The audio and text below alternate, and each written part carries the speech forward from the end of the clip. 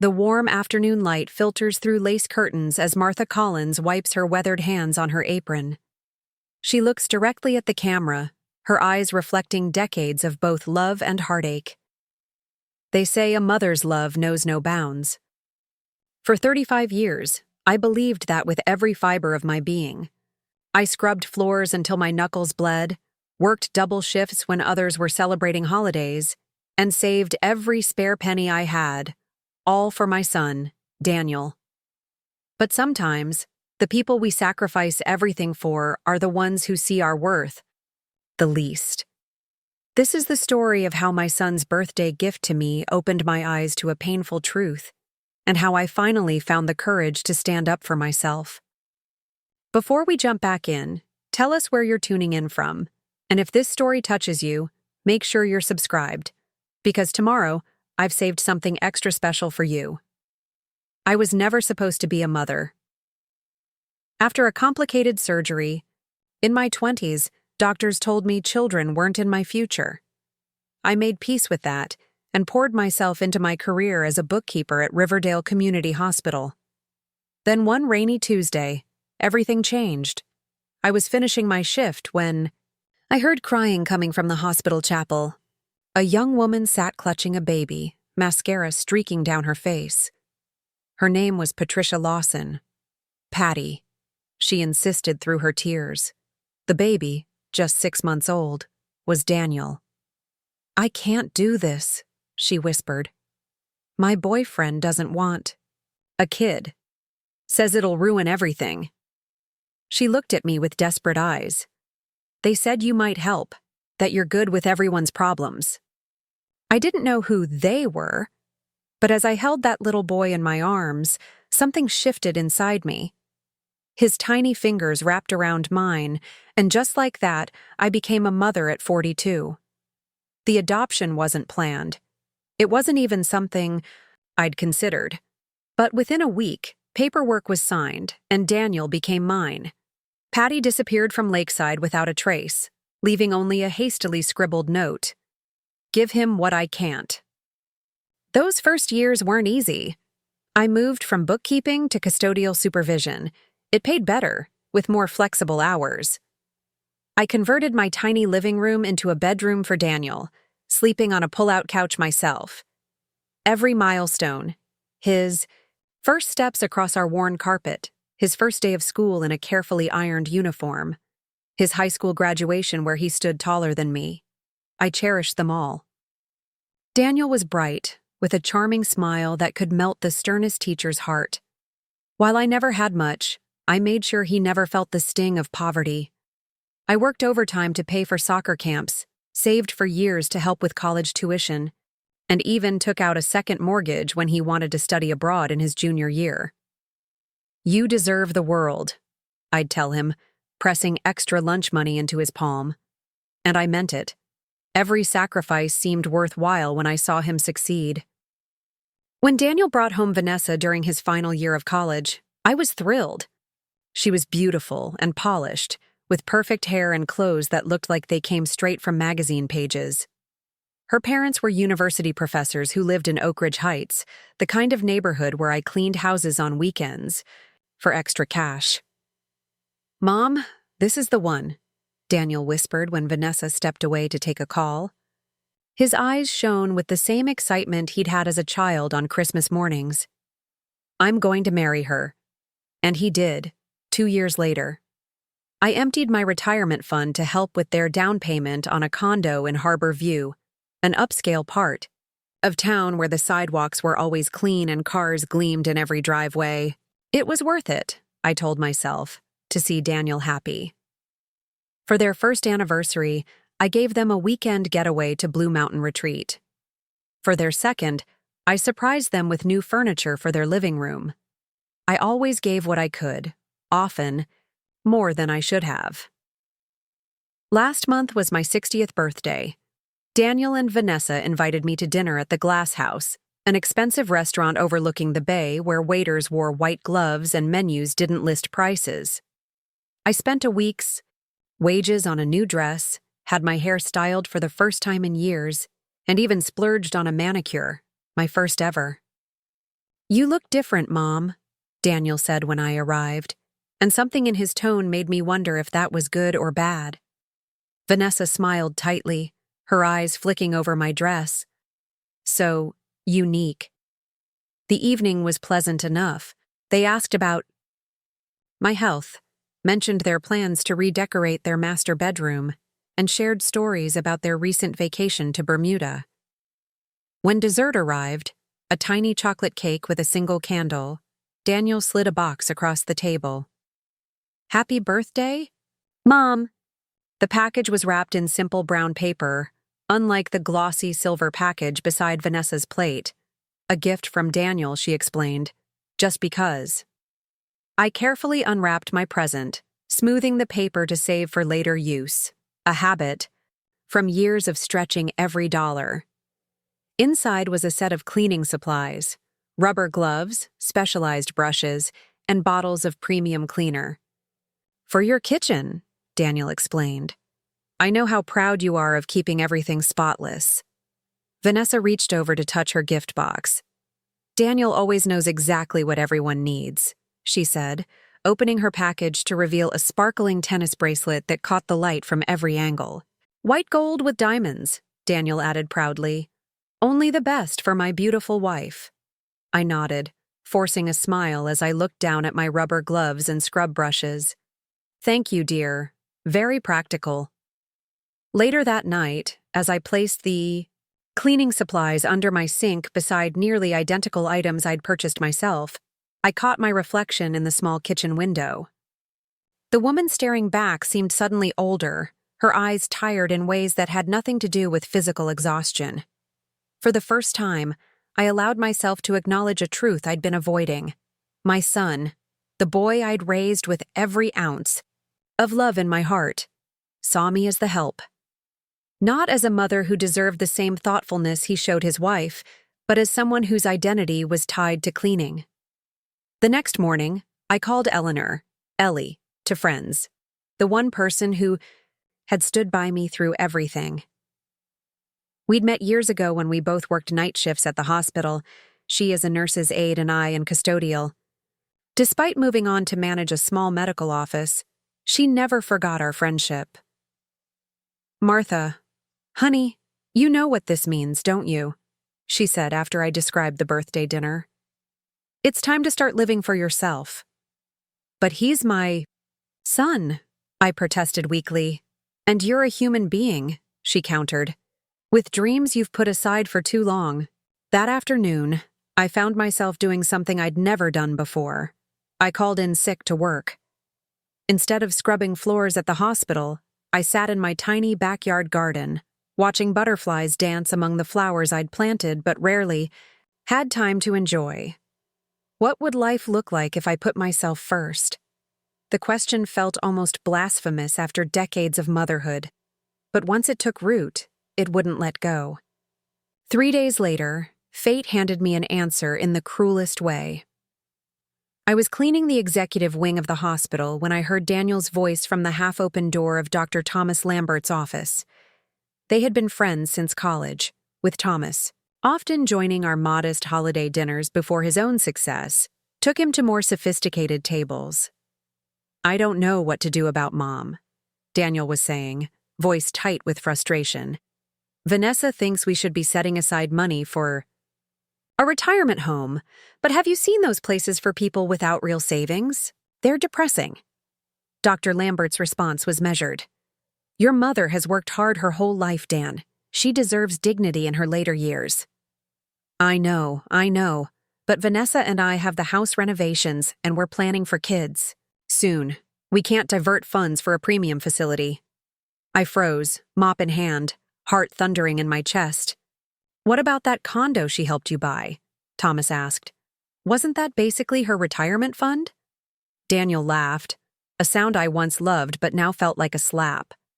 "She insisted. What was I supposed to do, refuse? Besides, Harbor View is where we need to be for my career connections. Mom understands sacrifices." "And that birthday gift? Cleaning supplies, Dan? Really?" There was a pause before Daniel replied, his voice dropping. It's what she does, Tom. She cleans. What else would she want? It's not like she'd know what to do with jewelry or perfume. Vanessa says giving people gifts that align with their identity is more authentic. The mop slipped from my fingers, clattering against the polished floor. What was that? Preparing and narrating this story took us a lot of time, so if you are enjoying it, subscribe to our channel. It means a lot to us. Now back to the story. Daniel's voice sharpened. I should have moved, should have walked away, but my feet seemed rooted to the spot as the door swung fully open. Daniel's expression shifted from surprise to embarrassment to something harder. Mom, were you eavesdropping? 60 years of putting others first, of swallowing hurt and disappointment, of making excuses for thoughtlessness. All of it crystallized in that moment into something new. Clarity. No, Daniel, I said quietly. I was working. It's what I do, after all. I clean. I picked up my mop and walked away, his calls fading behind me. For the first time in my life, I didn't turn back when my son called my name. That night, I sat at my small kitchen table with Ellie, a cup of tea growing cold between my hands. I don't know who I am without him, I confessed. I've been Daniel's mother for so long, I've forgotten how to be Martha. Ellie reached across the table, her hand covering mine. Then it's time to remember. She pulled out a brochure for a small storefront available for lease in downtown Lakeside. Remember how you used to talk about opening a little cafe before Daniel came along? I did remember. It had been a dream once, a cozy place with mismatched chairs and bookshelves along the walls, where people could linger over coffee and homemade pastries. A dream I'd folded away so completely I'd almost forgotten it had existed. I'm 60 years old, Ellie. It's too late. Says who? She pushed the brochure closer. The Martha I know has never been afraid of hard work. And this Martha deserves a chance at her dreams. As we talked into the night, something long dormant began to awaken in me. Not just anger at Daniel's dismissal or hurt at being undervalued, but a flicker of possibility, of a life reclaimed. I didn't know then that Daniel's birthday gift of cleaning supplies wouldn't be the last shock awaiting me, or that the path to finding myself would lead through one final, stunning confrontation.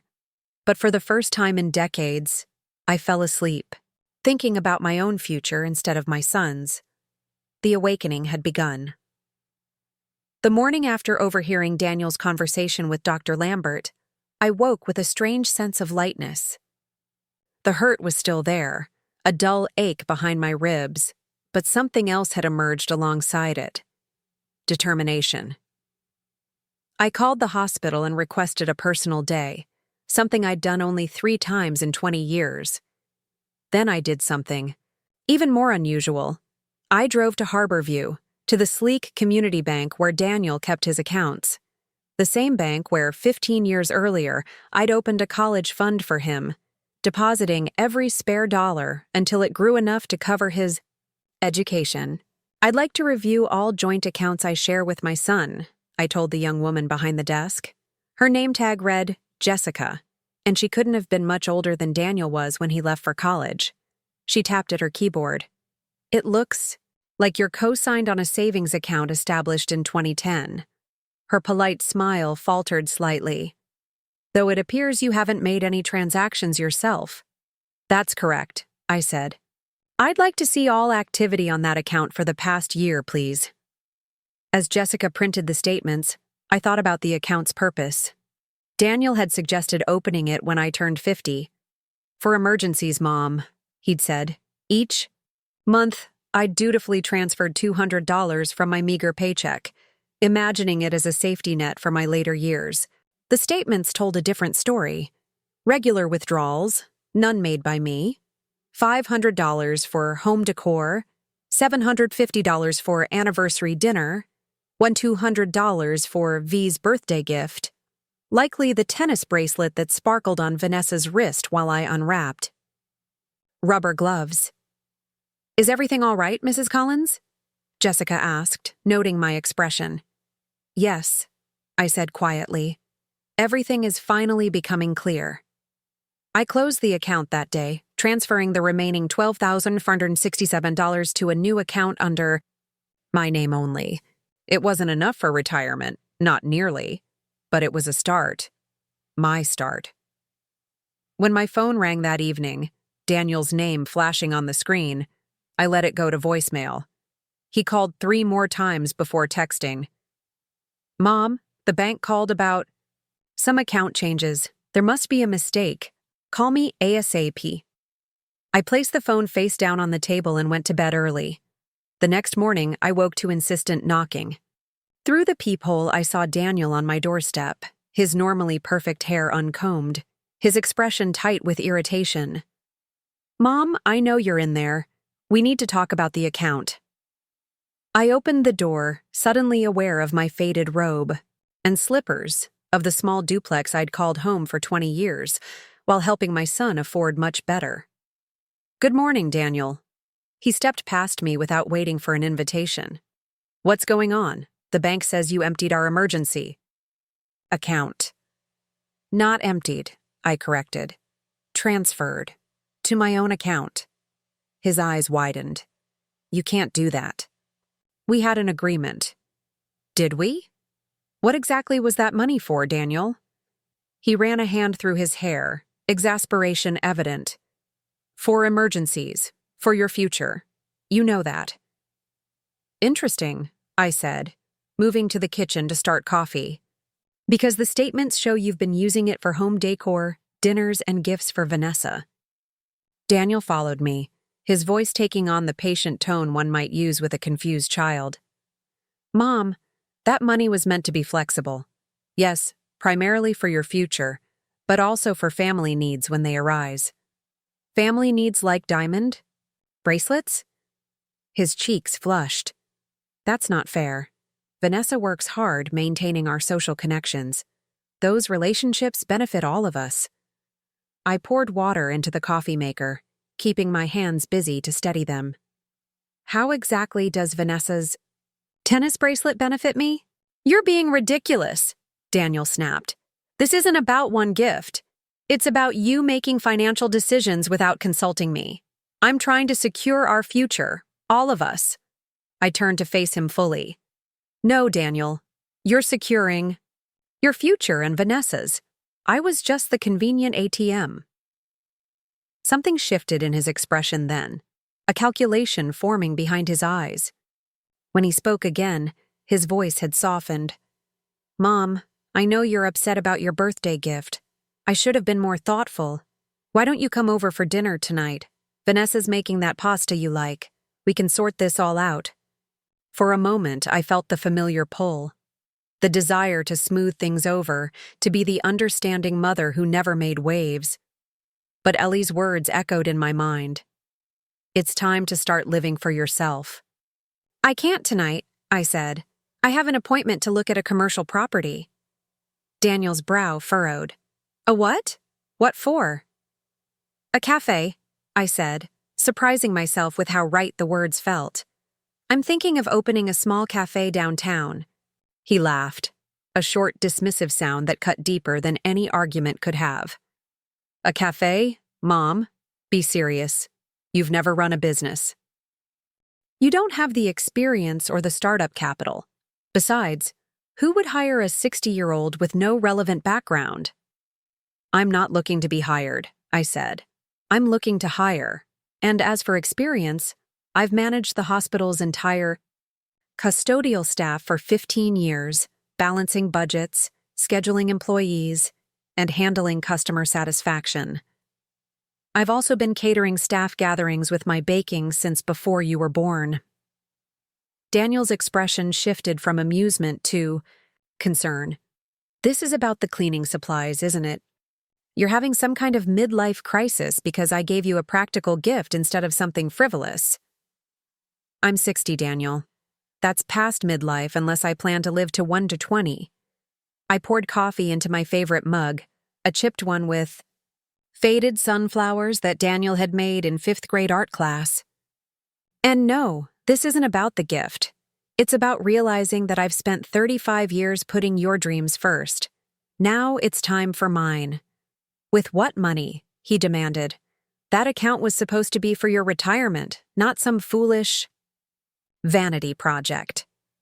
I looked at him, really looked at him, and saw not the little boy who had once held my hand crossing every street, but a man who had grown comfortable with taking my money, my time, my sacrifices, all while calculating exactly how little he needed to give in return. My money, Daniel, my choice. He left angry, slamming the door hard enough to rattle the family photos on my wall, photos where his smile grew increasingly practiced as he aged, while mine grew increasingly tired. I should have been devastated. Instead, I felt strangely liberated as I sipped my coffee and prepared for my appointment with the realtor. The storefront Ellie had found was perfect, a narrow building with large windows, nestled between a bookshop and a vintage clothing store on Lakeside's revitalized Main Street. The previous tenant, a home goods boutique, had left behind beautiful wood shelving and a long counter that could easily be converted for cafe use. It needs work, the realtor, Ms. Patel, warned as she showed me the small kitchen area in back. But the bones are good. As we discussed lease terms, my phone buzzed repeatedly with texts from Daniel, each one more urgent than the last. Mom, we need to talk about this. You're not thinking clearly. Vanessa and I are worried about you. I silenced the phone and signed the intent to lease, putting down a deposit that represented 2 months of careful saving. That evening, as I sat at my kitchen table making lists of equipment I would need and suppliers to contact, there was another knock at my door. This time, it was Vanessa who stood on my doorstep, her perfect posture and immaculate appearance making my simple home seem even shabbier by comparison. "Martha," she said, stepping inside with the careful movements of someone afraid to touch anything. "We need to talk." I gestured to the living room with its worn furniture and crocheted throws. "Please, sit down."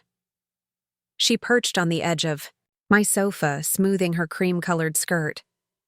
"Daniel is very upset. I'm aware. He's worried about you. We both are." She leaned forward, her voice softening to the tone one might use with an elderly relative showing signs of confusion. "This cafe idea, it's not practical. The failure rate for new restaurants is over 60% in the first year, and you have no experience." I noticed how she echoed Daniel's dismissal, likely having rehearsed this conversation together. "Thank you for your concern, but I've made my decision." "Martha," she sighed, "we understand you're feeling underappreciated. Daniel told me about your reaction to your birthday gift." "Did he?" "He meant well," she continued.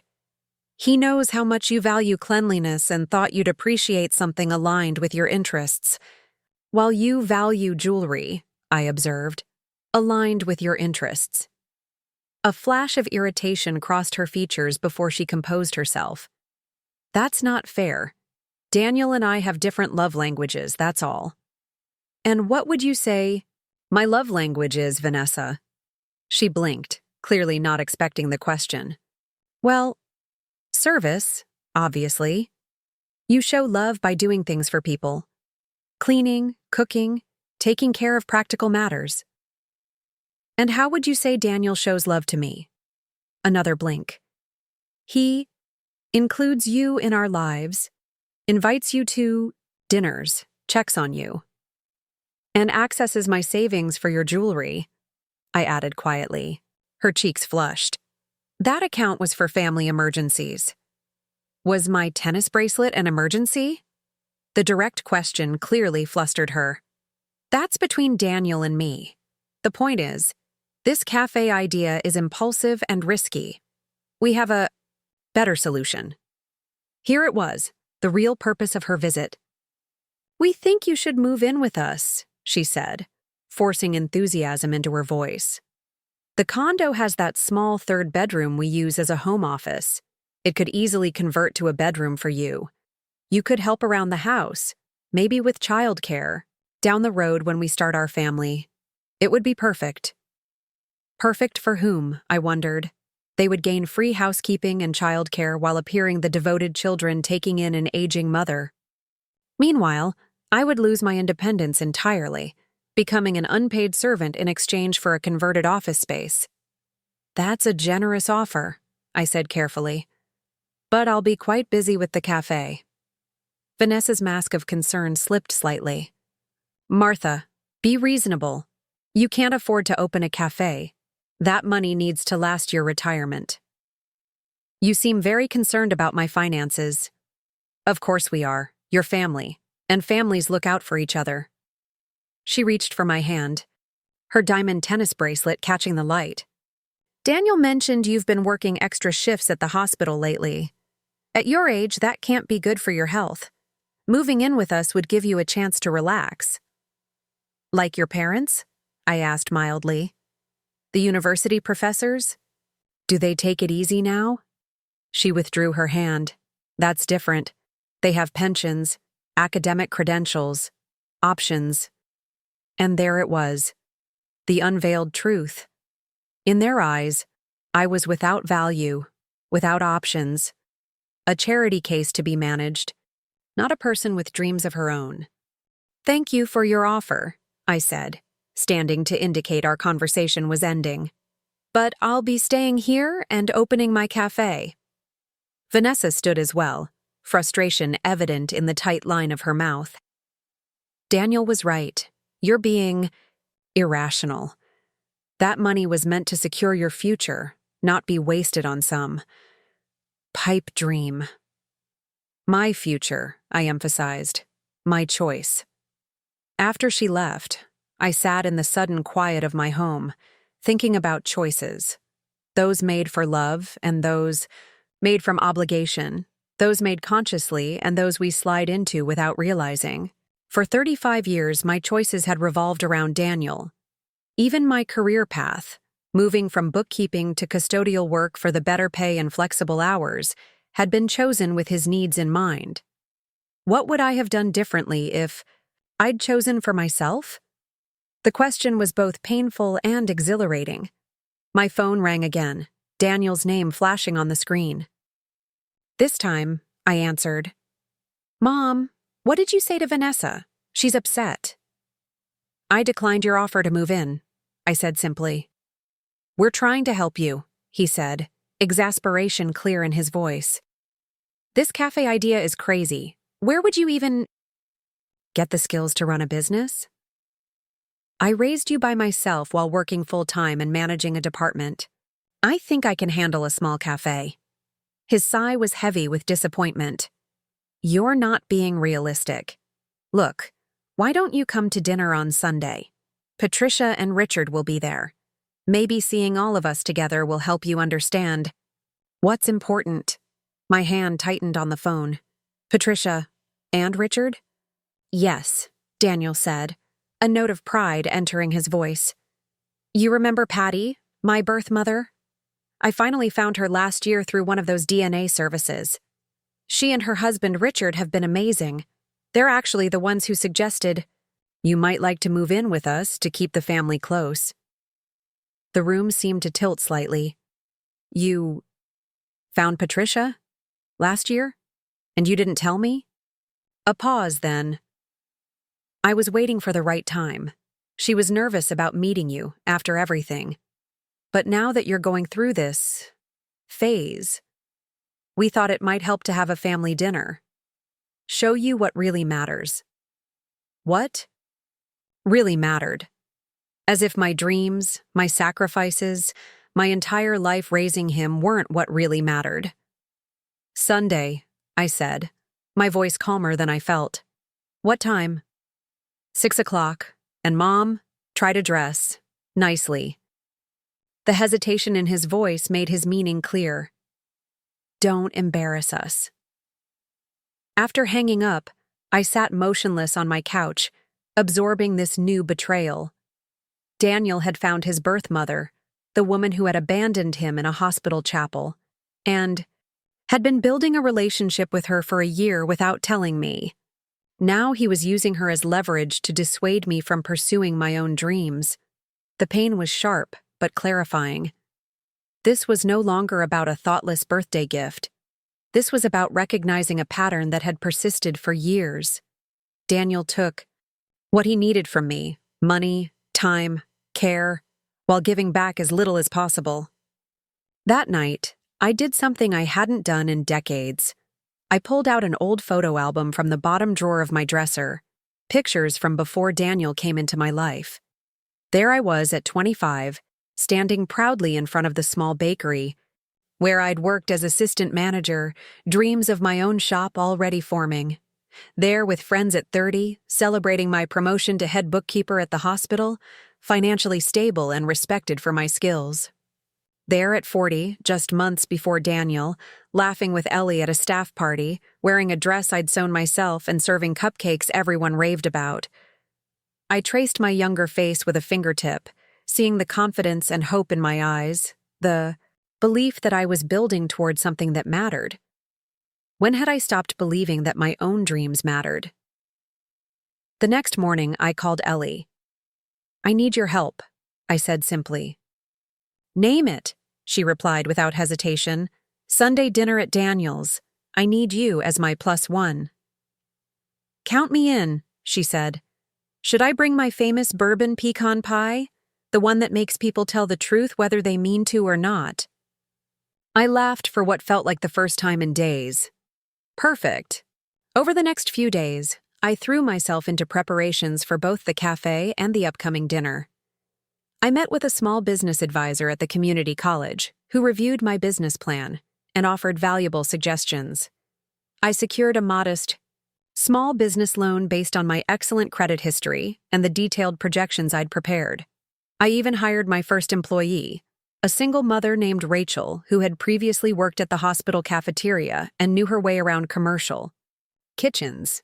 Each step I took built my confidence, reminding me of capabilities I'd always had but had set aside to focus on Daniel. When Sunday arrived, I looked at myself in the mirror with new eyes. I'd had my hair styled, not in the conservative bob I'd worn for years, but in a modern, flattering cut that framed my face. I'd purchased a new dress, not expensive but well-fitted, and in a deep teal that brought out the green in my eyes. "You look like yourself," Ellie said when she picked me up. "The self you lost sight of somewhere along the way." Daniel's condo was in an upscale building with a doorman who eyed Ellie's old sedan with barely disguised disdain as we pulled up. The unit itself was impressive: high ceilings, hardwood floors, and floor-to-ceiling windows overlooking the harbor. I remembered the day I'd written the check for the down payment, how proud I'd felt helping my son secure such a beautiful home. Now, I noticed different details: the plush sofa where I'd never been invited to stay overnight, even when I'd worked; late cleaning shifts; the gleaming kitchen where Vanessa rarely cooked but insisted on top-of-the-line appliances; the spare bedroom converted to a home office rather than kept available for visits. "Mom," Daniel said as he opened the door, surprise evident in his voice. "You look different." "Thank you," I said, stepping inside with Ellie. "You remember Eleanor Rodriguez? My oldest friend." Daniel's welcoming smile faltered slightly. "I didn't realize you were bringing a guest." "I mentioned I was coming for dinner. You didn't say I couldn't bring a friend." From the dining area, a woman's voice called out, "Daniel, is that your mother?" She appeared in the doorway. Patricia Lawson, now Patricia Hargrove. She was about my age but looked years younger, with expertly colored hair and the kind of subtle cosmetic work that speaks of regular maintenance appointments. Her clothing was expensive but understated, the kind of casual elegance that requires significant income to achieve. Beside her stood a tall, distinguished-looking man with silver hair and a confident bearing. Richard Hargrove, I presumed. From his tailored clothing and the ease with which he occupied space, it was clear he was a man accustomed to wealth and influence. "Martha," Patricia said, stepping forward with her arms outstretched as if we were old friends. "It's so wonderful to finally meet you. Daniel has told us so much about you." I accepted her brief embrace, noting how she skillfully maintained enough distance to avoid real contact. Has he? How interesting, since he never mentioned finding you until yesterday. An awkward silence fell, broken by Vanessa emerging from the kitchen. "Dinner's almost ready," she announced, her gaze sweeping critically over my appearance before settling on Ellie with undisguised surprise. "Oh, we weren't expecting additional guests." "I can set another place," I offered, moving toward the kitchen with the ease of someone who had done so many times before. "No need," Vanessa said quickly. "I've got it under control." We moved to the dining room where the table was elegantly set with china I recognized. A wedding gift from me, purchased on a payment plan that had taken 18 months to complete. Crystal wine glasses caught the light from the chandelier above, and fresh flowers formed a centerpiece that probably cost more than I earned in a day. As we took our seats, Daniel at the head of the table, with Vanessa and the Hargroves on either side of him, Ellie and I relegated to the far end, I observed the dynamics at play. Daniel spoke animatedly, directing most of his comments to Richard, whose approval he clearly sought. Patricia complimented Vanessa on everything from the table setting to her jewelry, their shared interest in appearances creating an immediate bond. Ellie and I exchanged glances, communicating volumes without words. This dinner wasn't about helping me understand what's important. It was about showing me that I didn't belong in their new family configuration. "So, Martha," Patricia said during a lull in conversation, "Daniel tells us you're considering some changes.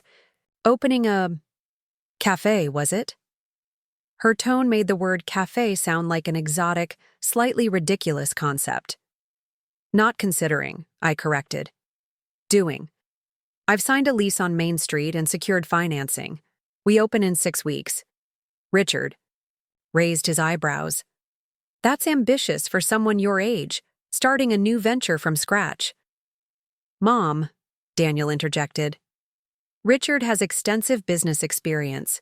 He's on the board of several companies. Maybe you should listen to his advice before moving forward." I took a sip of water, choosing my words carefully. "I appreciate the concern, but my business plan has already been reviewed by professionals at the Small Business Development Center. They were quite encouraging." "Still," Richard insisted, his tone patronizing, "the restaurant industry is notoriously difficult. The startup costs alone can be crippling." "It's not a restaurant," I clarified. "It's a cafe focusing on coffee, tea, and baked goods. Lower overhead, higher margins." "Martha," Patricia said, leaning forward with manufactured concern, "we're only thinking of your security. At your age, risking your savings on a new business seems unwise." Vanessa nodded emphatically. "Exactly what we've been saying. That's why we think moving in with us makes so much more sense. You'd have companionship, security, and could help us in practical ways." "Like cleaning," Ellie spoke for the first time, her voice pleasant but pointed. "Since Martha's so good at it. Good enough to warrant specialized cleaning supplies as a birthday gift while others receive diamonds." Daniel flushed. "That's not..." "Not what?" I interrupted quietly. "Not what you meant when you told Dr. Lambert that cleaning is what I do? So cleaning supplies were an appropriate gift? That I wouldn't know what to do with jewelry or perfume?" The table fell silent. Daniel stared at me, realization dawning in his eyes. "You heard that conversation? You were eavesdropping on a private discussion?" "I was working," I corrected. "In the executive wing, where I clean. It's what I do, remember?" Vanessa shot Daniel a warning look before turning to me with a placating smile. "Martha, I think there's been a misunderstanding. We value everything you do for this family. The gift was meant to be practical, that's all." "Like the tennis bracelet?" Ellie asked innocently. "Very practical for all that tennis Vanessa plays." Patricia cleared her throat. I think we're getting off track. The point is, Martha, that we're concerned about you making hasty decisions. That could affect your financial security. Daniel has always had your best interests at heart. Has he? I placed my napkin on the table. Like when he accessed our joint savings account, the one meant for my retirement, to buy luxury items? Or when he suggested I move in here to provide free housekeeping and childcare while living in a converted office. Richard's expression changed, a businessman recognizing a negotiation he wasn't controlling. Perhaps we should all take a step back. Martha, no one is suggesting you don't deserve to pursue your interests. But at your age, security should be the priority. My age, I repeated. You know, it's interesting how often that comes up. At my age, I shouldn't take risks. At my age, I should accept less. At my age, I should be grateful for cleaning supplies while watching others receive diamonds. I looked directly at Daniel. What if, at my age, I've finally realized that I've spent decades putting everyone else first? What if, at my age, I've decided it's finally my turn? Daniel's frustration visibly mounted. Mom, you're being dramatic. We're trying to help you. You've always said family comes first. Family, I agreed. But it seems we have different definitions of what that means. To me, it meant sacrificing my dreams so you could have yours. To you, it means I should continue sacrificing while you build a life that has increasingly little room for me, except as household help. Patricia reached across the table, her manicured hand stopping short of actually touching mine.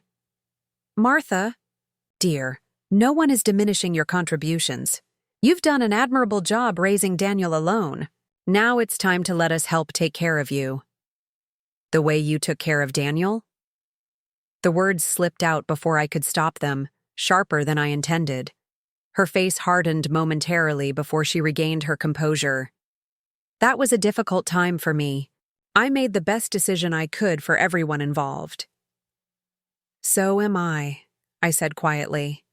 Making the best decision for everyone involved, including myself. Tension hung in the air as Vanessa served dessert, an elaborate tiramisu that she proudly announced she'd purchased from an exclusive bakery downtown. Ellie caught my eye, and I nodded slightly. She disappeared briefly to the kitchen, returning with her bourbon pecan pie. Since we're celebrating new beginnings, she announced, placing its center table, I thought we might want options. The remainder of the dinner passed in strained conversation, punctuated by pointed questions from Richard about my business plan, thinly veiled criticism from Patricia about my appearance, and increasingly desperate attempts from Daniel to control the narrative. Through it all, I maintained a calm I didn't entirely feel, answering questions directly and without apology. As Ellie and I prepared to leave, Daniel followed us to the door while the others remained in the living room, voices lowered in private conversation. Mom, he said, his voice softening to the tone he'd always used when asking for something. Please reconsider this cafe idea. We're worried about you. Are you worried about me, Daniel? Or about the money you thought would eventually be yours? He looked stung. That's not fair. I've always cared about your well-being. Enough to give me cleaning supplies for my birthday while buying diamonds for Vanessa? Enough to suggest, I live in your home office while providing free labor? Enough to hide your relationship with Patricia for a year because… Why? You were ashamed of me? I wasn't ashamed, he protested, though his eyes slid away from mine. I was protecting. You? I didn't want you to feel replaced. But I have been replaced, haven't I? Patricia gives you the social standing you want. She fits with the image you're trying to project. She's not an embarrassment like your janitor mother. I never said… You didn't have to say it. I… interrupted gently. You showed it in 1,000 ways. And that's okay, Daniel. It's taught me something important. It's time for me to stop measuring my worth by your approval. I reached for the door handle, pausing to look back at him. My son, my life's work, My greatest love and deepest disappointment. I'll always love you, Daniel. But I don't like the man you've become very much. And I like the woman I've been even less. It's time for both of us to change. As Ellie drove me home, the weight of 35 years of unquestioned sacrifice began to lift. In its place grew something tentative but powerful, the possibility of a life reclaimed.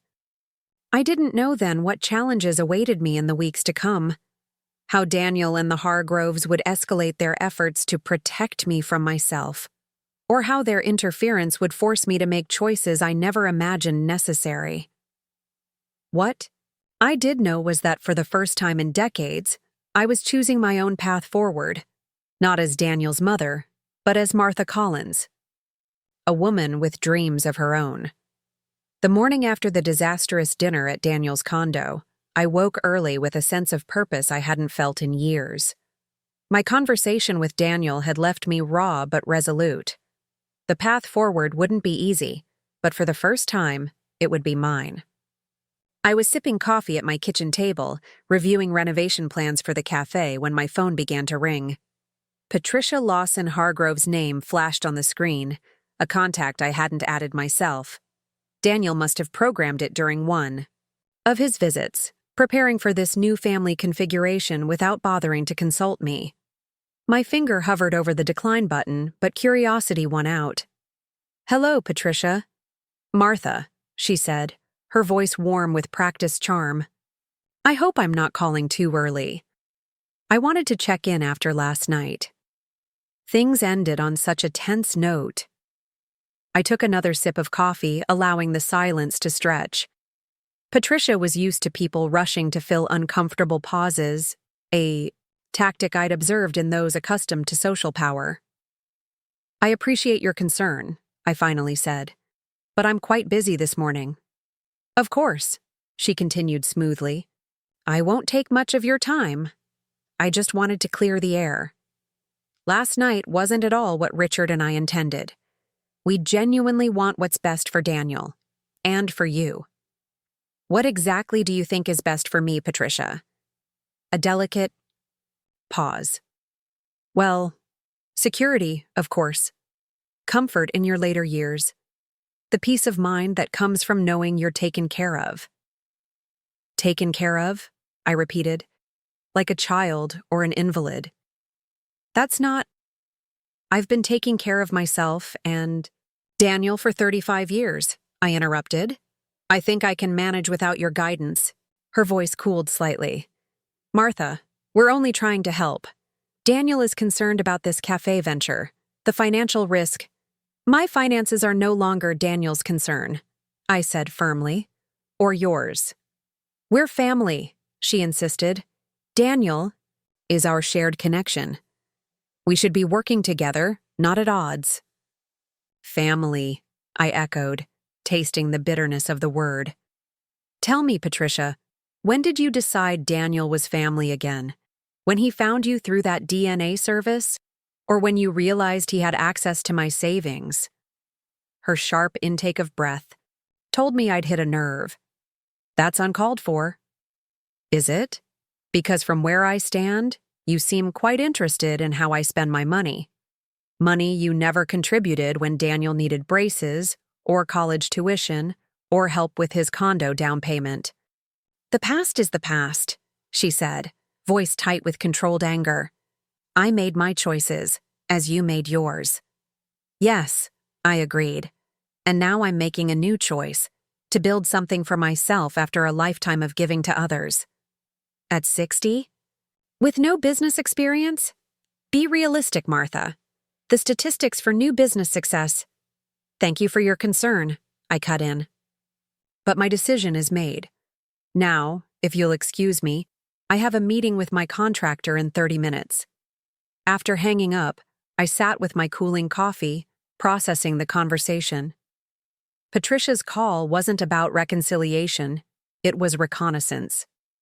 She and the others were strategizing, trying to find the right pressure points to make me fall back in line. The realization should have hurt, but instead, it strengthened my resolve.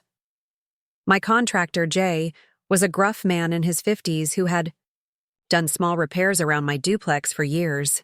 He'd seemed surprised when I approached him about renovating the cafe space, but quickly warmed to the project, offering practical suggestions that improved my initial plans while keeping costs manageable. "Looking good, Martha," he said as we walked through the storefront that morning. "We can have the counter extended here, add some outlets for the espresso machines along this wall, and build out the display cases for your baking. 6 weeks is tight, but we can make it happen if permits come through on schedule." As we finalized details, my phone buzzed with texts from Daniel. "Mom, what did you say to Patricia? She's upset. Why are you making this so difficult?" "We're trying to help you." I silenced the phone again, focusing instead on the space before me. In my mind's eye, I could already see it. Warm lighting, the aroma of fresh coffee and baked goods, mismatched chairs and tables where people could linger, bookshelves along the back wall filled with volumes to borrow or exchange. The second, Chance Cafe, a name that felt increasingly meaningful. That afternoon, I had an appointment at Lakeside Community Bank to finalize my small business loan. The loan officer, Mr. Chen, had been supportive throughout the process, impressed by my detailed business plan and the market research I'd conducted. "Everything looks in order, Mrs. Collins," he said, sliding the paperwork across his desk. "Your credit score is excellent, and your projections are realistic. The board has approved your application." As I reached for the pen, the door to Mr. Chen's office opened without a knock. Richard Hargrove strode in, followed by a flustered secretary, apologizing for the interruption. "Ah, Martinez," Richard said to Mr. Chen, ignoring me completely. "I hoped to catch you before this meeting progressed too far." Mr. Chen stood, clearly confused. "Mr. Hargrove, I wasn't expecting you, and it's Chen, not Martinez." Richard waved dismissively. "Yes, of course, Chen. My apologies." He finally acknowledged me with a tight smile. "Mrs. Collins, I hope we're not too late to prevent a regrettable situation." "Mr. Hargrove," Mr. Chen said, his professional demeanor regained. "I'm in the middle of a confidential client meeting. Perhaps we could speak later?" Richard produced a business card, placing it deliberately on the desk. "I'm on the Regional Advisory Board for United Financial Group. We own a controlling interest in your bank, as I'm sure you're aware." Mr. Chen's expression shifted subtly as he read the card. "I see. However, Mr. Hargrove, this loan application has already been approved by our committee. The paperwork is ready for signing." "Yes, well," Richard continued smoothly, "new information has come to light regarding Mrs. Collins's application that warrants reconsideration." I found my voice through the shock. "What information?" Richard didn't look at me as he answered. "Concerns about capacity and financial stability. Mrs. Collins is of advanced age, with no business experience, and may not be making decisions with full cognitive clarity." The blood rushed to my face. "Excuse me?" "Mrs. Collins." Richard finally turned to me, his expression a mask of concern. "Daniel has shared with us his worries about your recent behavior. Emptying joint accounts, making impulsive financial decisions, rejecting family support. These can be signs of cognitive decline in seniors. We're simply suggesting a more thorough evaluation before the bank commits to a loan that could deplete your retirement security." The calculated cruelty of it stole my breath. They were questioning my mental competence, a tactic designed not just to stop the loan but to undermine my autonomy entirely. Mr. Chen looked uncomfortable, glancing between us. "Mr. Hargrove, while I appreciate your position, we have a process for loan approval that has been followed correctly in this case. Mrs. Collins has provided all necessary documentation and meets our criteria." "I understand," Richard said, his cocky tone making it clear he didn't expect resistance. "But given the circumstances, I'm requesting a review by the executive committee. I believe they'll want to exercise extra caution." A week ago, I might have crumbled under this assault, retreated, apologized, surrendered my dreams to keep peace. But that Martha was gone, replaced by a woman who recognized manipulation for what it was. "Mr. Chen," I said, my voice steadier. Then I felt, "I'd like to sign the loan documents now as scheduled." Chen hesitated, visibly torn between fear of Hargrove's influence and adherence to procedure. Richard's smile tightened. "I strongly advise against proceeding until the executive review is complete. The bank could face liability if it appears they took advantage of a vulnerable senior." That was when I opened my purse and removed a small digital recorder, placing it carefully on the desk between us. "Mr. Hargrove," I said quietly, "would you mind repeating your concerns about my cognitive capacity? I want to make sure I have your exact wording for my attorney." His expression shifted from confidence to wariness. "You're recording this conversation?" "I've found it helpful to keep accurate records lately," I replied, "especially when discussing my mental competence." I turned to Mr. Chen. "I believe attempting to block a loan approval based on unsubstantiated claims about a client's mental capacity without medical evidence could constitute discrimination based on age, which is illegal under federal banking regulations. My attorney would certainly find it interesting." Richard's face hardened. "You don't want to make an enemy of me, Martha." "No," I agreed. "I don't want enemies at all. I simply want to proceed with my business without interference. Now, Mr. Chen, shall we continue with the signing?" After a tense moment, Chen pushed the paperwork toward me. I signed my name with a flourish, each stroke a declaration of independence. Richard left without another word, but the victory felt hollow. The level of coordination between him, Patricia, and Daniel signaled an escalation I hadn't anticipated. They weren't simply trying to dissuade me from opening the cafe. They were attempting to take control of my finances, my decisions, my life. That evening, Ellie arrived at my door with a bottle of wine and sympathetic eyes. "You look like you've been through the ringer," she observed, following me to the kitchen. "What happened?" As I recounted the confrontation at the bank, Ellie's expression darkened. "They're trying to declare you incompetent? That's a new low." "They're desperate," I said, pouring wine into mismatched glasses. Richard's intervention didn't work today, but I don't think they'll stop there.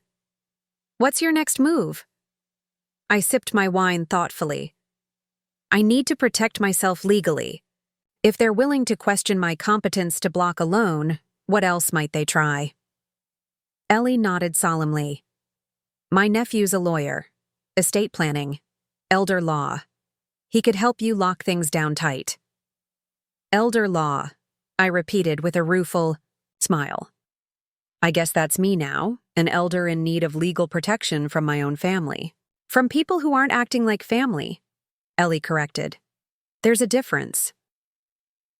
The next morning, I met with Ellie's nephew, Michael Rodriguez, in his modest downtown office. He was younger than I expected, early 30s with kind, eyes behind stylish glasses, but his questions were thorough and his manner reassuringly professional. "Based on what you've described, Mrs. Collins, there are several steps we should take immediately," he said after listening to my situation. First, a durable power of attorney designating someone you trust completely to make financial and medical decisions if you become incapacitated. That person cannot be Daniel, given the circumstances. "Ellie," I said without hesitation. "It should be Ellie." He nodded. "Good choice. Next, we'll update your will to specifically outline your intentions regarding your assets, including the cafe. We'll also prepare a letter from me documenting your current mental competence, with an evaluation from an independent physician, to support it." "They're really going to make me prove I'm of sound mind," I marveled, the absurdity of it momentarily overwhelming the hurt. "Unfortunately, it's a common tactic in family disputes involving older adults and assets," Michael explained. By taking these steps proactively, we established that you recognized potential challenges and addressed them while clearly competent. And my business? How do I protect it? We'll set up an LLC with clear operating agreements that give you full control but protect the business as an entity, separate from your personal assets. That way, even if there are future challenges to your competence, the cafe can continue operating according to your established directives. By the time I left Michael's office, I felt more secure, but also deeply sad. The legal protections, necessary to defend myself against my own son's machinations, were a stark reminder of how completely our relationship had fractured. The next weeks passed in a blur of activity as cafe renovations progressed and legal safeguards fell into place. Daniel continued his campaign through daily calls and texts, alternating between concern, guilt, and thinly veiled threats. Mom, we found a fantastic assisted living community you should consider. The doctor says stress can accelerate cognitive decline. This cafe will only hurt your health. If you won't think about yourself, think about what this does to our family. Margoscada responded rarely, and then only with brief, factual updates. I'm well. Renovations proceeding on schedule. No need for concern. As the cafe took shape, so did my new identity. I hired 3 part-time employees: Rachel, the single mother from the hospital cafeteria; Devin, a culinary student needing flexible hours around classes; and May, a retired teacher with a passion for baking. Together, we developed our menu, tested recipes, and created the warm, welcoming atmosphere I'd always envisioned. 2 weeks before our scheduled opening, I arrived at the cafe early to meet with our coffee supplier. The front door was unlocked, unusual, as Jay was typically punctual, but never early. Entering cautiously, I found not my contractor, but Daniel, standing in the center of the half-finished space with his arms crossed. "Daniel," I said, surprise momentarily overriding caution. "What are you doing here? How did you get in?" "Jay gave me access," he replied. We had an interesting conversation about permit delays and budget overruns. The implication hung in the air between us. Jay, whose construction company operated on thin margins, was vulnerable to pressure from someone with Richard Hargrove's connections. "Whatever you're trying to do," I said carefully, "it won't work. The permits are approved and my financing is secure." Daniel took a step closer, his expression a mixture of frustration and something that almost looked like concern. "Mom, this has gone far enough. You've made your point. You felt underappreciated, overlooked. I get it now." "Do you?" "Yes, and I'm sorry about the birthday gift. It was thoughtless.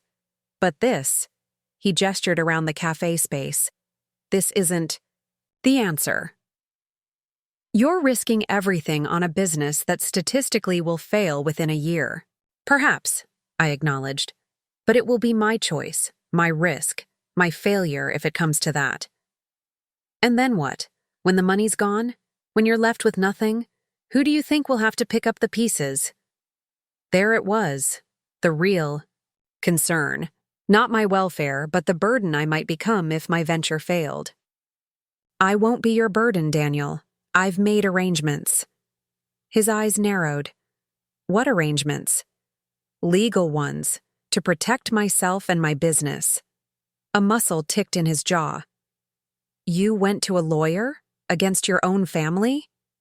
"To protect my interests," I corrected, "which seem increasingly at odds with yours." Daniel ran a hand through his hair, a gesture so familiar it made my heart ache despite everything. "Mom, please, we can work this out. Come to dinner tonight, just you and me. No Vanessa, no Patricia and Richard, like old times." The invitation was tempting, a chance to reconnect, to find the son I'd known before status and appearance became his guiding values.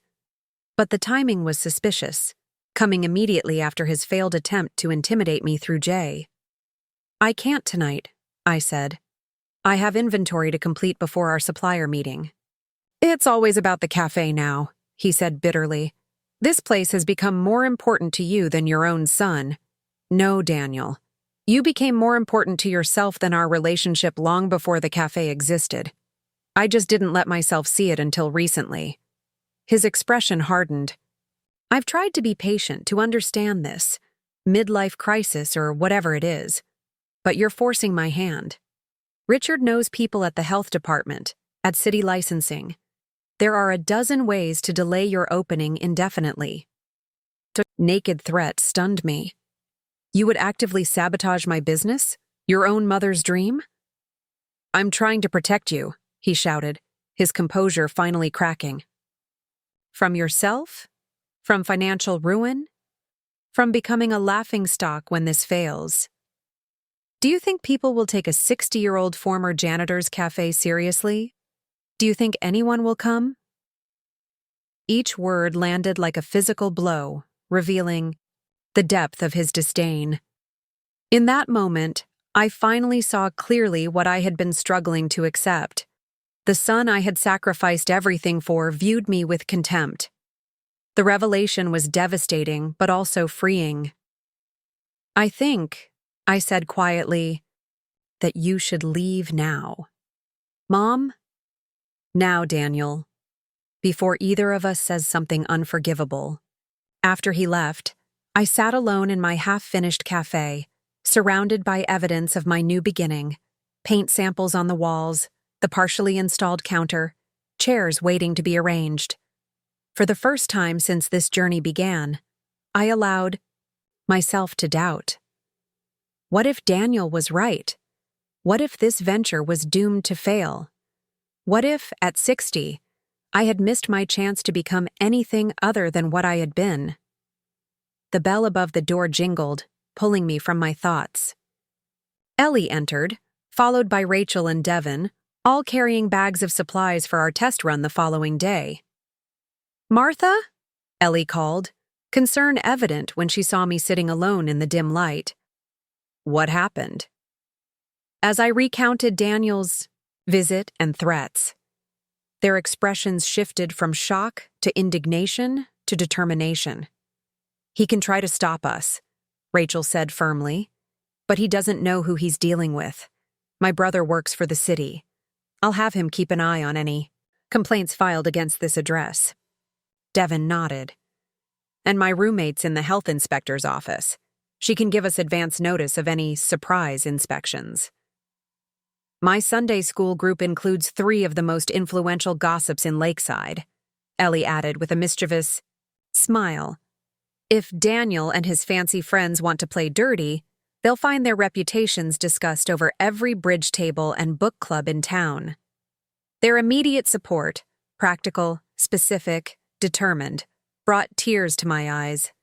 These, people who had known me for weeks or months, were more loyal than the son I had raised for decades.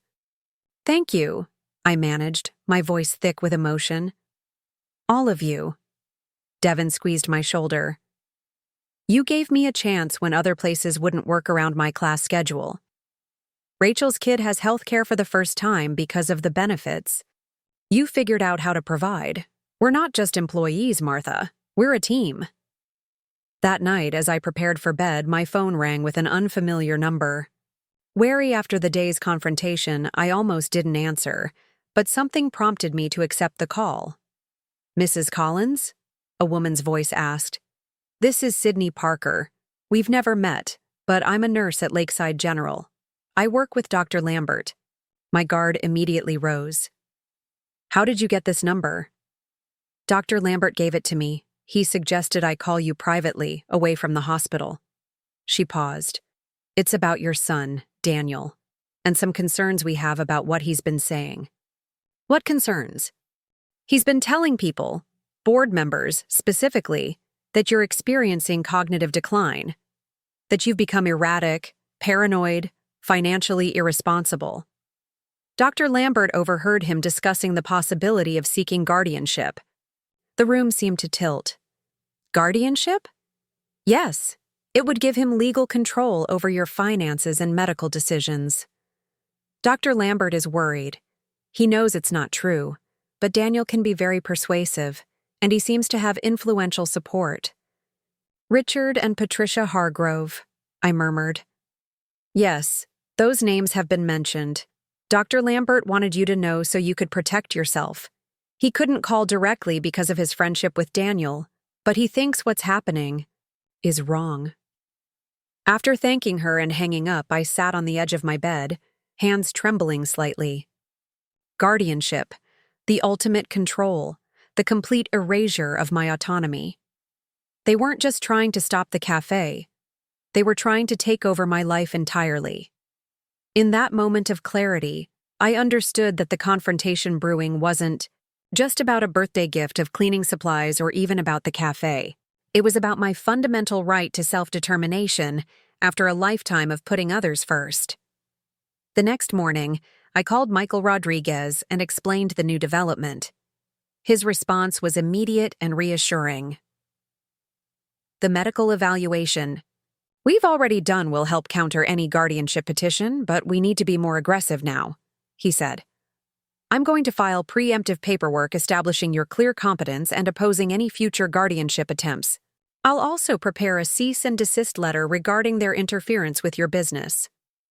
Will that be enough? I asked. His hesitation told me more than his words. It's a start. But Mrs. Collins, Martha, you need to understand something. These legal battles can become prolonged and bitter. They drain resources, emotional and financial. Are you prepared for that?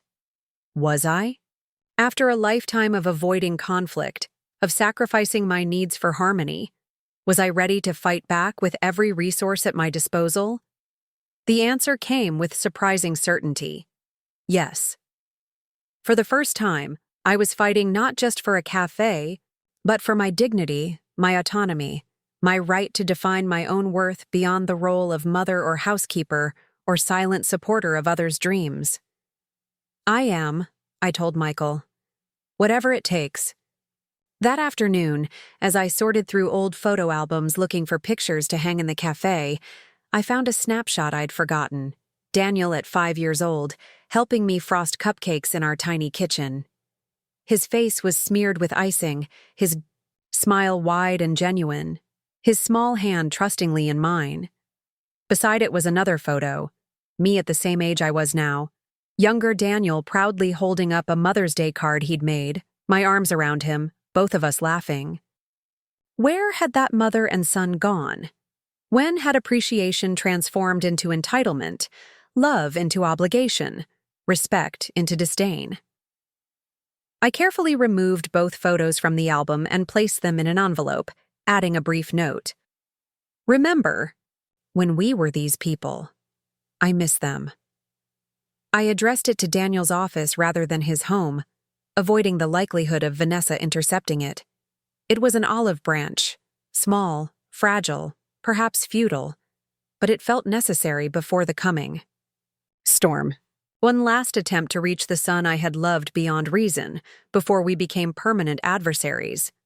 Whether he would recognize it as such remained to be seen, but I had done what I could to honor our shared past, even as I prepared to defend my future against his attempts to control it. The next day brought the final preparations for our cafe's soft opening, a private event for friends, neighbors, and local business owners that would serve as a dress rehearsal before we officially opened to the public. The renovation was complete, the espresso machine installed, the display cases ready for the pastries Devin and May had been baking since dawn. As I arranged fresh flowers on the counter, daisies, not roses, cheerful, not pretentious, I realized I was humming, a simple sign of contentment I couldn't remember experiencing in years.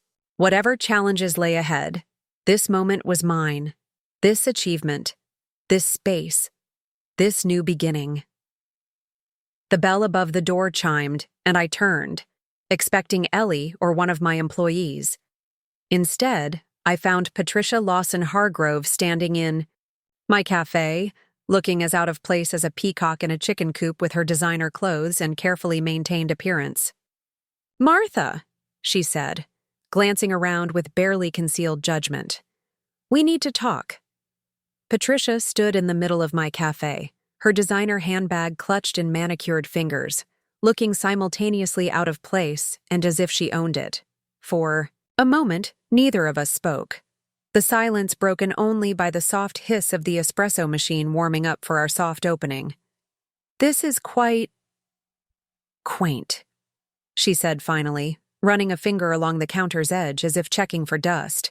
Charming in a rustic way. "Thank you," I replied neutrally, continuing to arrange the daisies. "Though I doubt you came all this way to critique my decor. What can I do for you, Patricia?" She sighed, the sound practiced and theatrical. "Martha, I think we got off on the wrong foot. All this tension. It's not good for any of us, especially Daniel. He's caught in the middle, torn between his loyalty to you and his new relationship with Richard and me."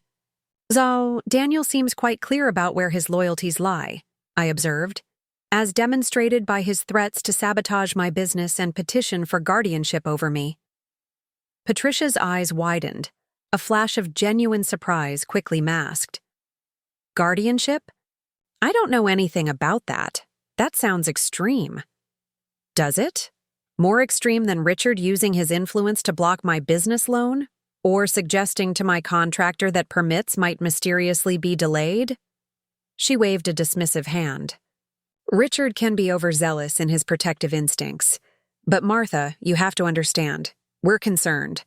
Starting a business at your age, risking your security—" "My age again," I interrupted, placing the final daisy in the arrangement with deliberate care. "It's fascinating how that keeps coming up, as if turning 60 suddenly rendered me incapable of making my own decisions." Patricia had the grace to look momentarily abashed. "It's not about capability, it's about practicality. The restaurant industry is brutal even for young entrepreneurs with experience. It's a cafe, not a restaurant. And my experience includes 30 years of budgeting, staff management, and customer service, just in a different context. Yes, as a custodial supervisor." Her slight hesitation before my job title spoke volumes. "Martha, I'm trying to find common ground here. We all want what's best for Daniel. Do we? Because from where I stand, what's best for Daniel would be learning that he can't manipulate or intimidate people when they don't comply with his wishes. That actions have consequences. That treating others with disrespect eventually catches up with you." Patricia's carefully maintained facade of conciliation cracked slightly.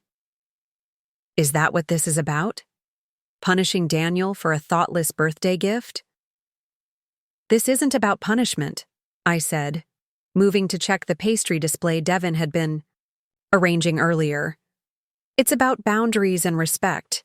And it's about me finally pursuing my own dreams after decades of putting everyone else first." "Noble sentiments," Patricia said, her tone sharpening. "But we both know there's more to it. Daniel told us about the joint account you emptied before all this started. If this is about money, it's my money," I cut in. "Earned through years of working 2 and sometimes 3 jobs to give Daniel the life I thought he deserved. Money I'm now choosing to invest in myself for a change. And if the cafe fails, what then? You'll have nothing left for retirement." I met her gaze directly. "Then I'll have the satisfaction of having tried, of having lived according to my own choices, not others' expectations. That's worth something too, Patricia. Something I suspect you understand better than most. A flicker of something, recognition, respect?" Crossed her features before she composed herself again. "What do you mean by that? You made choices too, didn't you? Giving up Daniel, building a different life. I never judged you for those choices, even when they caused pain. I respected that they were yours to make." "That was different," she said quickly. "I was young, alone. Richard's family would never have accepted a child from a previous relationship. So you chose security and status over motherhood. I'm not condemning that choice. I'm simply pointing out that you understood the value of determining your own path, even when others might disapprove." Patricia's polished veneer seemed to thin slightly. It wasn't that simple. It never is, I agreed.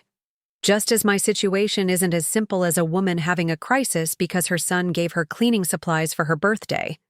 This is about reclaiming myself after a lifetime of self-erasure. Surely you can understand that. For a moment, something like genuine communication passed between us. Two women who had made very different choices but perhaps understood each other better than either would readily admit. Then Patricia straightened, recovering her poise. Regardless of your motivations, the fact remains that Daniel is deeply concerned. As his mother, his birth mother, I can't ignore that. And as the woman who raised him, I can't ignore that his concern seems focused on controlling my finances rather than supporting my happiness. Patricia opened her designer handbag, removing an envelope with the elegant letterhead of a prestigious law firm. Martha, I didn't want it to come to this, but you've left us no choice. This is a formal notice of intent to petition for limited guardianship, citing concerns about financial decision-making capacity. We're not trying to control your personal life. Just protect your assets before this experiment depletes them entirely. I accepted the envelope without opening it, my hand steady despite the shock rippling through me. They had actually done it, escalated to legal action to stop me from using my own money as I chose. I've received similar letters before, I said quietly. When the hospital wanted to terminate older employees to avoid pension obligations. When the landlord tried to force me out of my apartment to convert it to luxury condos. Do you know what those experiences taught me, Patricia? She didn't respond, but I continued anyway. They taught me that people with power expect those without it to surrender at the first sign of a fight. They count on fear, on limited resources, on the crushing weight of an unfair system. But occasionally they miscalculate. They underestimate what someone with nothing left to lose is capable of fighting for. Patricia's expression hardened. This isn't some corporate entity, Martha. This is family. Is it? Because family supports each other's dreams. Family celebrates independence, not punishes it. Family respects boundaries. We're trying to help you. No, I countered. You're trying to control me. And I need to make something very clear. I will fight this petition with everything I have. I will make public every manipulative tactic, every threat, every attempt to bully me into submission. I will ensure that everyone in Lakeside knows exactly what kind of family you and Daniel and Richard truly are. Patricia blanched slightly. You wouldn't. Think of what that would do to Daniel's reputation, his standing in the community. I'm thinking of what you're trying to do to my autonomy, my dignity, my right to make my own choices. If Daniel's reputation matters more to him than my freedom, then perhaps it's time for both of us to live with the consequences of our priorities. The bell above the door chimed again as Ellie entered, carrying a box of fresh linens for the tables. She stopped short at the sight of Patricia. Well, she said, setting down the box with deliberate care. Looks like we have an unexpected visitor. Patricia glanced between us, clearly recalibrating her approach. I was just leaving. Martha and I have said what needed to be said. Have we? I asked. Because I have one more thing to add. The soft opening for my cafe is tonight at 7. You, Daniel, Vanessa, and Richard are welcome to attend. As guests, not adversaries. See what I'm building before you try to tear it down. That's my final offer of reconciliation. Patricia hesitated, visibly torn between maintaining the confrontation and retreating strategically. Finally, she nodded stiffly. I'll convey your invitation. But Martha, this legal matter won't simply disappear because you serve good coffee. After she left, Ellie turned to me with raised eyebrows. That woman has all the warmth of an icicle in February. What did she want? I handed her the envelope. To deliver this. They're filing for limited guardianship over my finances. Ellie's expression darkened as she read the document. Those manipulative, controlling... She broke off, taking a deep breath. What are you going to do? I moved behind the counter, adjusting the espresso cups with hands that finally allowed themselves to tremble slightly now that Patricia was gone. First, I'm going to call Michael. Then, I'm going to finish preparing for our soft opening. And then, if they actually show up tonight, I'm going to serve them the best damn coffee and pastries they've ever had, while making it abundantly clear that I am fully competent, completely in control, and absolutely determined to proceed with my plans regardless of their interference. Ellie smiled slowly. Martha Collins, I do believe adversity has revealed your inner warrior. The rest of the day passed in a flurry of final preparations. Michael Rodriguez called back promptly after receiving my message about the guardianship petition. Their legal standing is thin, he assured me. Your recent medical evaluation clearly establishes your competence, and their claims of financial irresponsibility are undermined by the fact that you secured a legitimate business loan through proper channels. However, these cases can become messy and prolonged if the petitioners are determined. Which they are, I said grimly. Then we fight back just as determinedly, Michael replied. I've drafted a counter-motion to dismiss their petition with prejudice, and I'm preparing affidavits from your doctor, your loan officer, and several character witnesses to establish your clear capacity.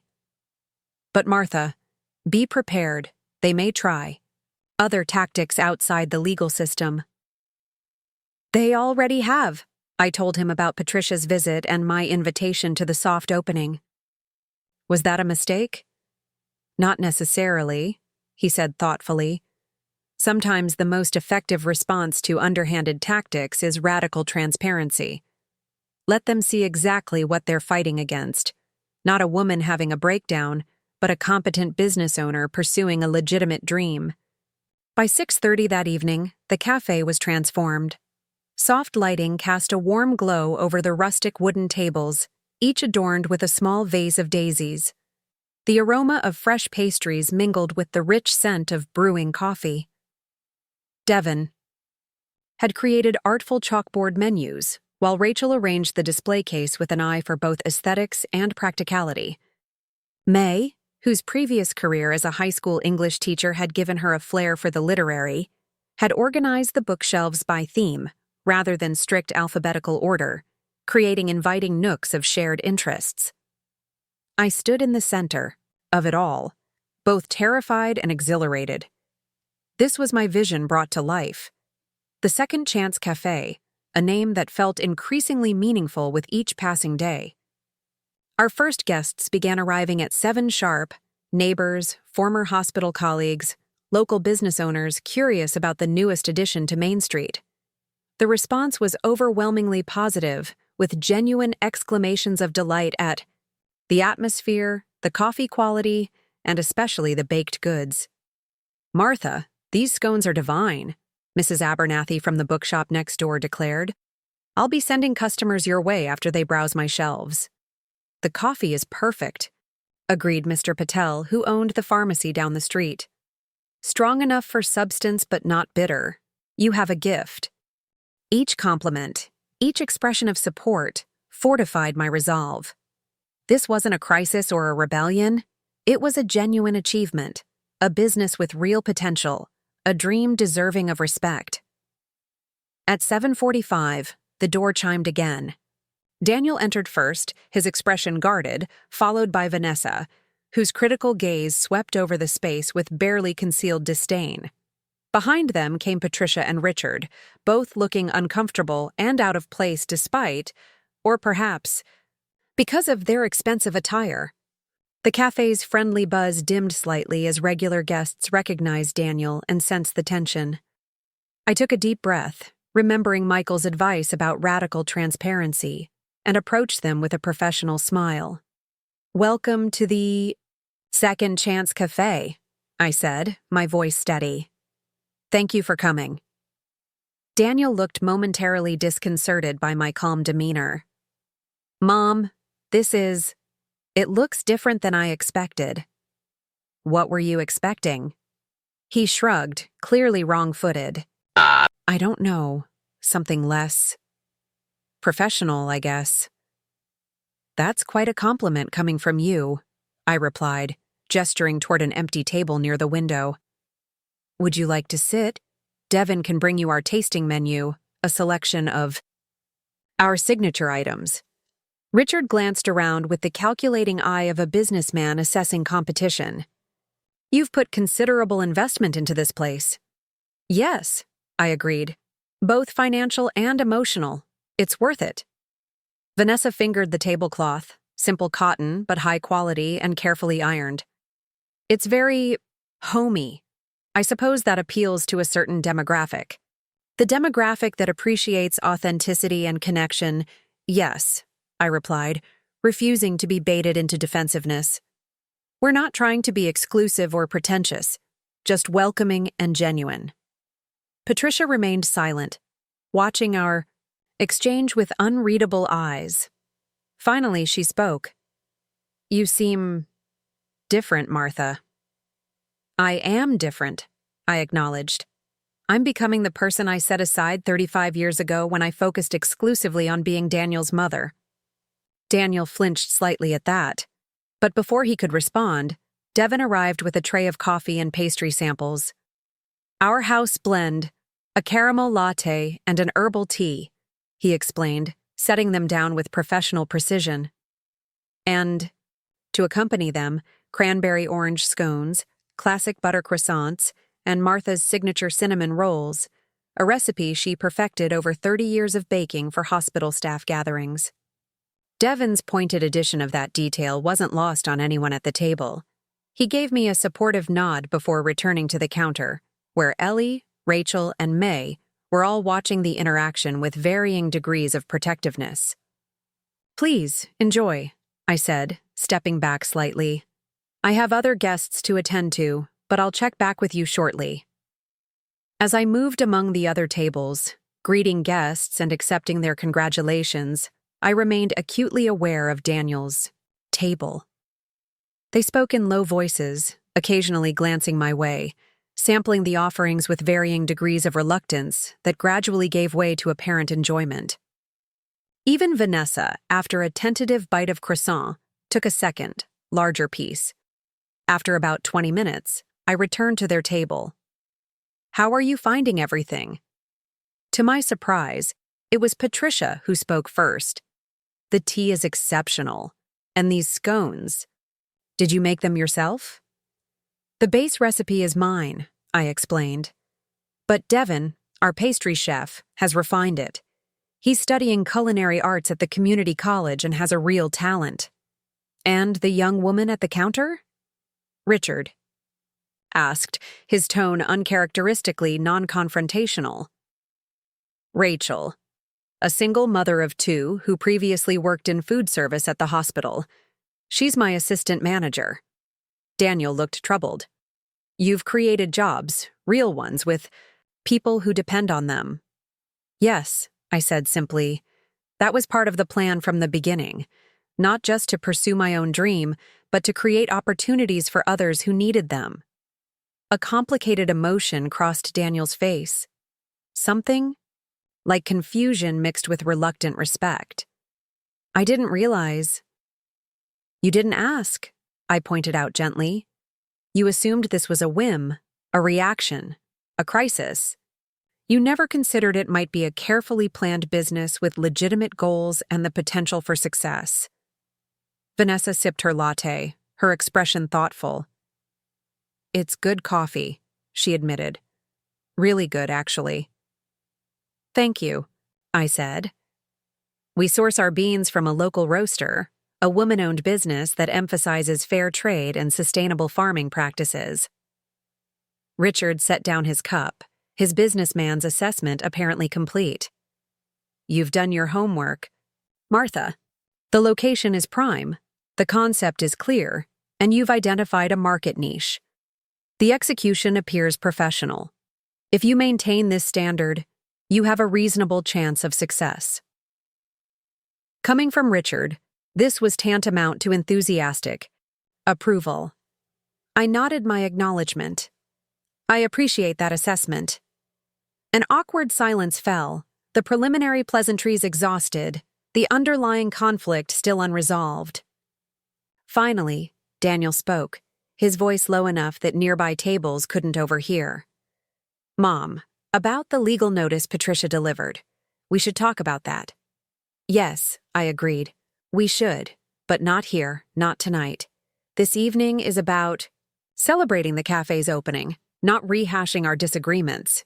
But the petition will be responded to through my attorney," I finished firmly. "Tonight, I'd prefer to focus on more positive interactions if possible." Patricia studied me with new intensity. "You're really going to fight us on this, aren't you? All the way?" "Every step," I confirmed. "But it doesn't have to be a fight. You could choose to respect my decisions instead of trying to control them." Richard leaned forward, his businessman's pragmatism reasserting itself. "Martha, let's be practical. Opening night impressions aside, the statistics for new business survival are daunting. When, this venture struggles, what's your fallback plan? That's our primary concern." "Is it?" I asked. Or is your primary concern that I'm using my money as I see fit, rather than conserving it for Daniel's future benefit?" Daniel flushed. "That's not fair. Isn't it? You accessed our joint savings for luxury purchases. You expected me to buy you a larger house. You assumed I would eventually move in with you to provide free childcare and housekeeping. Every plan you've made involves my resources serving your needs." "We were trying to help you," Vanessa insisted, though her convictions seemed to have diminished in the face of the cafe's evident quality. "No," I corrected gently. "You were trying to help yourselves to what's mine. My money, my time, my labor. You never once asked what would help me."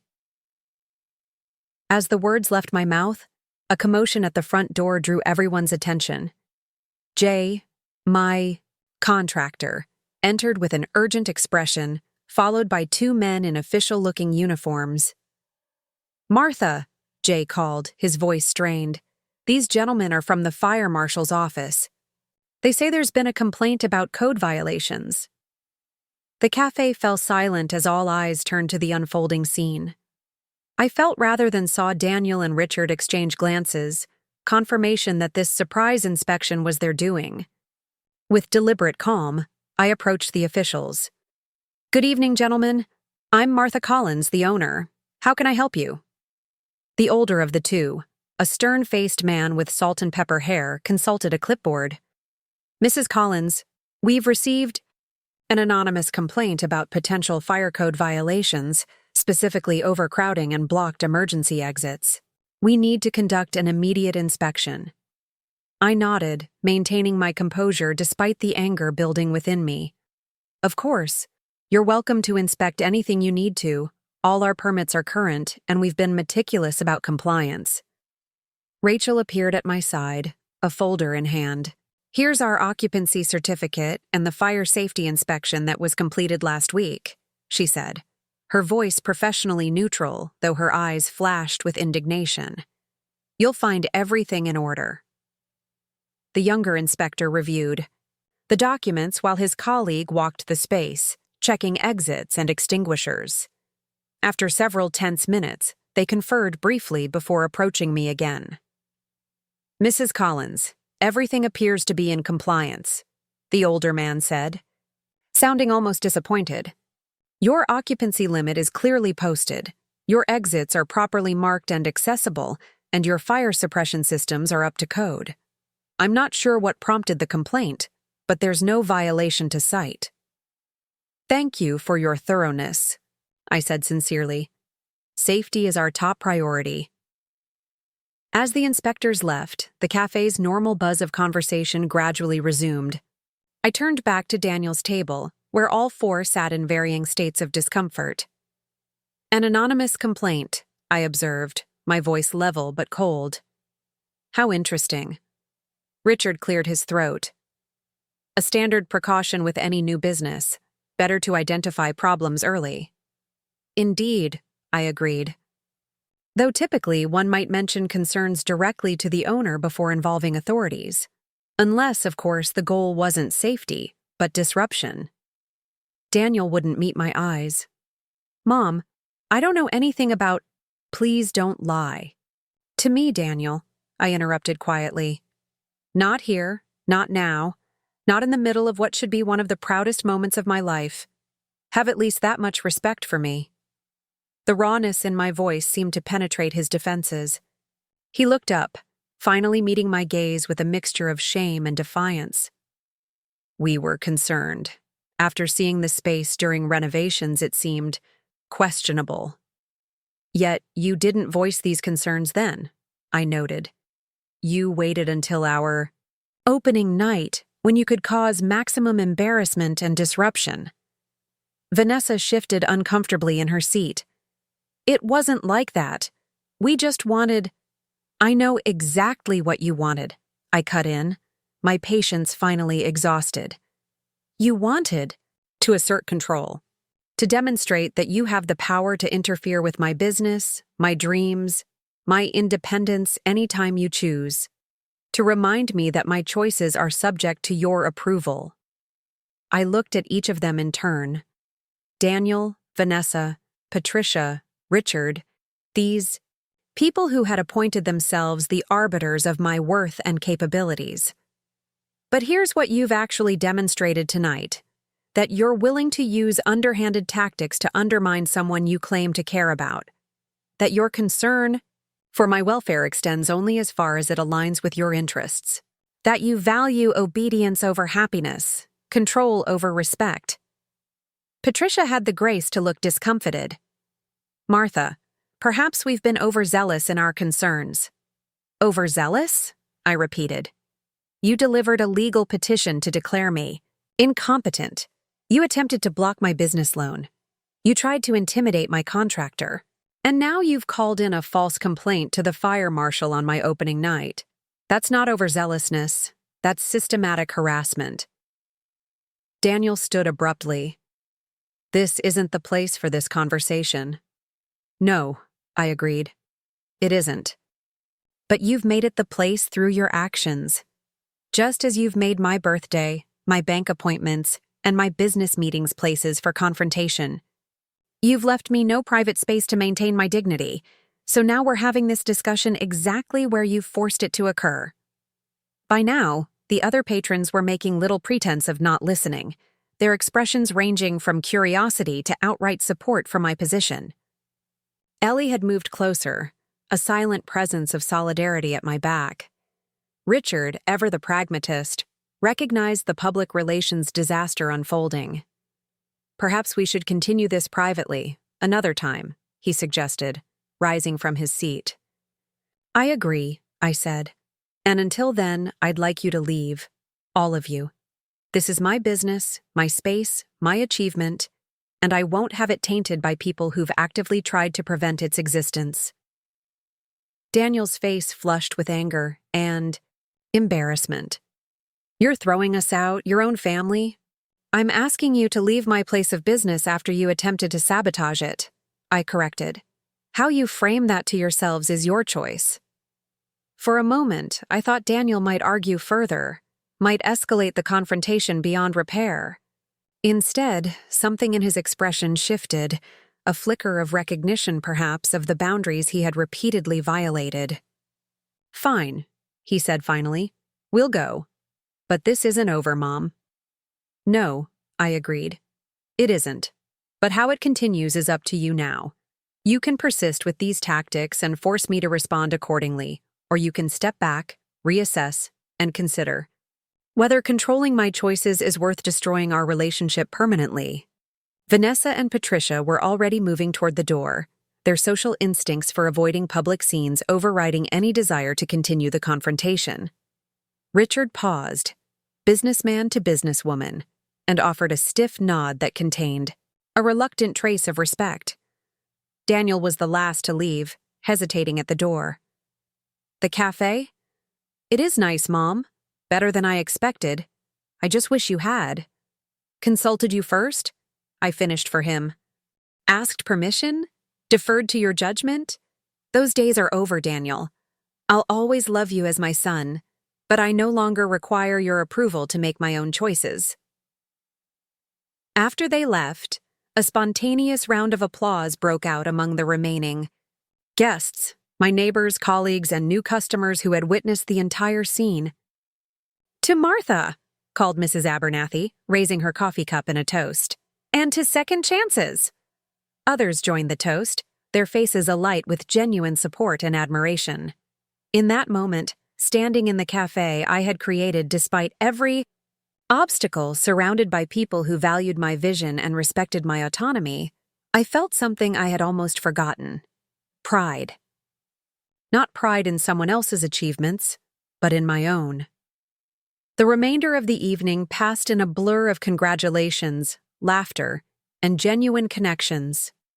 When the last guest had departed and we began closing procedures, my staff gathered around me at the counter.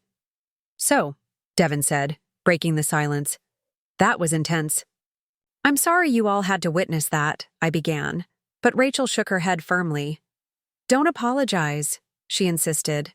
"What we witnessed was someone finally standing up for themselves after years of being taken for granted. It was actually pretty inspiring." May nodded her agreement. "In my 30 years of teaching, I saw too many women surrender their dreams to support everyone else's. Watching you reclaim yours and defend it so eloquently was a privilege." Ellie, who had known me longest and understood best what tonight had cost emotionally, simply squeezed my hand. "Proud of you, Martha. Always have been. But never more than tonight." As we finished cleaning and turned out the lights, I stood, for a moment in the darkened cafe, absorbing the reality of what had transpired. I had confronted not just Daniel and his allies, but my own lifelong pattern of self-sacrifice and accommodation. I had drawn boundaries and defended them, even at the cost of painful conflict. I had claimed my right to self-determination, regardless of others' judgment. The confrontation had been messy, public, and far from resolved. Daniel and the others might escalate further, might proceed with their guardianship petition, might devise new ways to reassert control. But something fundamental had shifted tonight. In them, in me, in the dynamics between us. For the first time in decades, I had demonstrated not just to them but to myself that my dreams mattered, my autonomy mattered, my right to determine my own path mattered. Whatever came next, legal battles, family estrangement, hard-earned success, or instructive failure, I would face it as a woman who had reclaimed her voice, her vision, and her value beyond the roles others had assigned her. As I locked the door of the Second Chance Cafe behind me, I realized that was exactly what I had given myself: a second chance. Not just at a business, but at living deliberately, defining my own worth, and writing the next chapter of my life according to my own dreams. The night air was cool on my face as I walked toward Ellie's waiting car, my steps lighter than they had been in years. Tomorrow would bring new challenges, but tonight I had stood my ground and discovered that beneath decades of accommodation and self-denial, there existed a woman of surprising strength, clarity, and determination. She had been there all along, waiting for permission to emerge. And finally, I had given it. The morning after the soft opening, I arrived at the Second Chance Cafe an hour earlier than scheduled.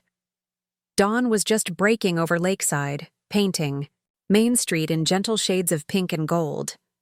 I unlocked the door and stepped inside, savoring the quiet of the empty space. The lingering scent of coffee and pastries, the polished wooden tables awaiting their first customers of the day, the bookshelves lined with carefully selected volumes. My cafe, my dream, my second chance. The previous night's confrontation with Daniel, Vanessa, Patricia, and Richard had left me emotionally drained, but also strangely energized. For perhaps the first time in my adult life, I had stood my ground without apology or compromise, defending not someone else's interests, but my own. As I began preparing for the day, grinding fresh coffee beans, checking inventory, reviewing the day's special offerings, my phone buzzed with a text from Michael Rodriguez. Interesting development. The Hargroves' attorney called this morning, requesting a meeting. No new court filings yet. How do you want to proceed? I considered his message while measuring coffee grounds with practiced precision. The request for a meeting rather than immediate legal escalation suggested a potential shift in strategy. Whether that represented genuine reconsideration or merely a tactical adjustment remained to be seen. Let's meet, I texted back. But on neutral ground, not their territory or ours. And I want you present for every word. Michael suggested a conference room at the public library, a location that was both neutral and appropriately public. After confirming with Ellie that she could cover the cafe during my absence, I agreed to meet the Hargroves and their attorney there at 3 o'clock. The cafe's official opening that morning exceeded even my most optimistic expectations. Word had spread about both our offerings and the previous night's drama, drawing a steady stream of curious and supportive customers. By noon, we had sold out of May's signature lavender shortbread and Devon's cinnamon rolls, necessitating an emergency baking session during what should have been the midday lull. "This is crazy," Rachel said during a rare quiet moment, surveying the cafe with a mixture of exhaustion and exhilaration. "I've worked food service for 8 years, and I've never seen a first day this busy." Devon nodded as he wiped down the espresso machine. "It's not just curiosity either. People are coming back for seconds, asking about tomorrow's menu. We're actually good." "We are," I agreed, feeling a surge of pride not just in my own vision, but in this team we had assembled. And we're going to get better. At 2:30, I changed from my flour-dusted apron into the simple but elegant teal dress I had worn for the soft opening, a deliberate choice to present the same confident image from the night before. Ellie arrived to take over operations, giving me a quick hug before shooing me toward the door. "Go show those vultures what Martha Collins is made of," she said. "We've got things covered here." The Lakeside Public Library was a stately brick building at the edge of town, its large windows overlooking the actual lake for which our community was named. The conference room Michael had reserved faced the water, providing a calming backdrop for what promised to be a tense conversation. Michael was waiting outside when I arrived, his professional demeanor softened by genuine concern. "How are you holding up?" "Better than expected," I admitted. "The cafe opened to a full house, and we've been busy all day. It helps to have concrete evidence that my irrational financial decision might actually be sound business." He smiled. "Success is the best revenge." But Martha, a word of caution. The Hargroves didn't specify what they want to discuss. They may be coming to negotiate, but they could also be setting up for a more aggressive strategy. "Don't let your guard down." "I won't," I promised. "Not again." We entered the conference room to find it already occupied. Richard and Patricia sat on one side of the large oval table, with a sleek, silver-haired woman in an expensive suit. Beside them, their attorney, presumably. To my surprise, Daniel was also present, sitting slightly apart from the others, his expression unreadable. "Mrs. Collins," the attorney began, rising to offer her hand. "I'm Evelyn Marsh, representing the Hargrove family. Thank you for agreeing to this meeting." "Of course," I replied, shaking her hand briefly before taking a seat across from them. "This is my attorney, Michael Rodriguez." Michael nodded professionally as he arranged his materials on the table. "I understand you requested this meeting, Ms. Marsh. What would you like to discuss?" Evelyn glanced at Richard, who gave a slight nod. "We've been reviewing the situation and believe there may be room for compromise that serves everyone's interests." "I'm listening," I said cautiously. "First," she continued, "my clients are prepared to withdraw the guardianship petition, provided certain conditions are met." Michael raised an eyebrow. "What conditions?" Richard leaned forward, adopting the tone of a reasonable businessman, making a generous offer. "Martha, we recognize that the cafe appears to be off to a promising start. While we still have concerns about its long-term viability, we're willing to step back, if you agree to certain financial safeguards. What kind of safeguards? I asked, though I already suspected the answer. A family trust, Patricia interjected, with your assets, including the cafe, placed in a structure that protects them from potential business failure. You would maintain operational control of the cafe, but major financial decisions would require approval from co-trustees, yourself, and either Daniel or a neutral third party. I glanced at Daniel, who had remained silent, his gaze fixed on the table between us. And you support this proposal? He looked up finally, his expression conflicted. I think it's reasonable. You get to keep your cafe, but with a safety net. It's a compromise, Mom. Michael's response was immediate and firm. This isn't a compromise. It's the same attempt at financial control, just repackaged. My client is a fully competent adult who has demonstrated sound business judgment. She doesn't need oversight or approval for her decisions. With all due respect, Evelyn countered. Mrs. Collins has made a significant high-risk investment at an age when financial recovery from failure would be difficult, if not impossible. The proposed trust simply provides protection. From my own judgment, I finished for her. Let's be clear about what you're suggesting. You want me to voluntarily surrender my financial autonomy, the very thing you tried to take through the guardianship petition, in exchange for being allowed to operate my own business with supervision. Richard shifted uncomfortably. When you phrase it that way, it sounds more controlling than intended. How else should it be phrased? I asked. You're still claiming the right to approve or disapprove my financial decisions. The only difference is you're asking me to consent to the arrangement rather than forcing it through the courts. Patricia leaned forward, her carefully maintained composure showing signs of strain. Martha, why are you being so difficult about this? We're trying to find middle ground. There is no middle ground on autonomy, I replied. Either I have the right to make my own decisions, good or bad, successful or not, or I don't. What you're offering isn't compromise, it's conditional freedom. Evelyn Marsh intervened, her professional mask firmly in place. Perhaps we should consider alternative approaches. Mrs. Collins, what would you be willing to accept as a resolution? I took a deep breath, organizing my thoughts before responding. Complete withdrawal of the guardianship petition. Written acknowledgement that I am fully competent to manage my own affairs.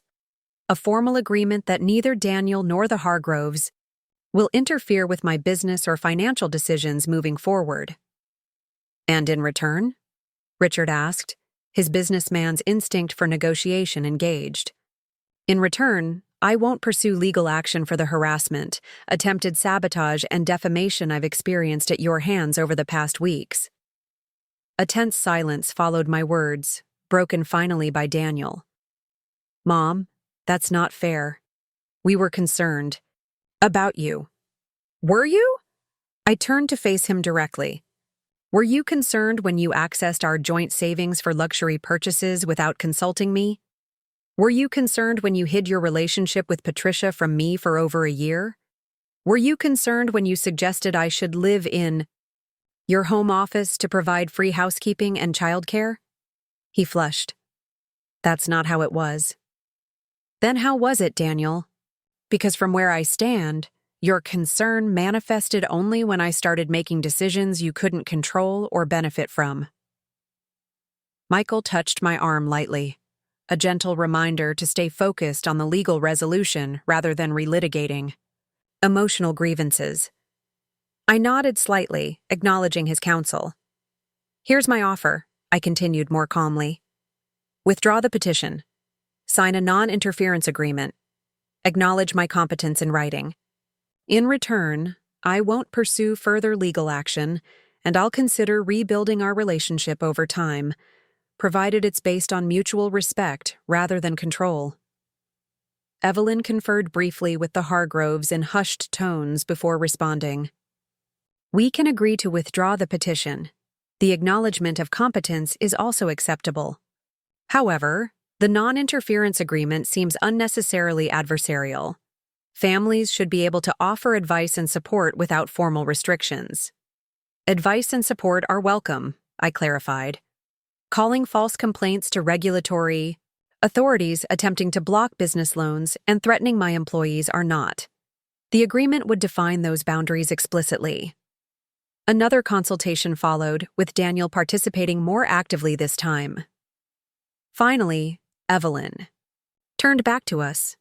We can accept those terms, with the provision that the agreement specifically distinguishes between inappropriate interference and normal family concern. Michael and I exchanged glances. That's workable, he confirmed. We'll draft the language. For your review. As the attorneys discussed procedural details, I found myself studying Daniel. This son I had raised, loved, sacrificed for.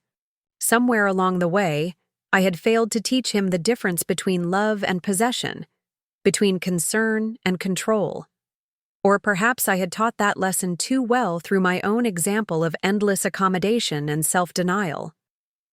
When the II meeting concluded, the attorneys remained to finalize details while the rest of us prepared to leave.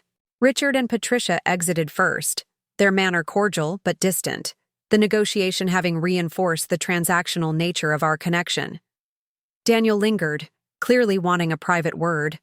After a moment's hesitation, I nodded to Michael that it was okay, and we stepped out into the library's main hall. Mom, Daniel began, his voice lower, less certain than I was accustomed to hearing. I don't know how we got here. Don't you?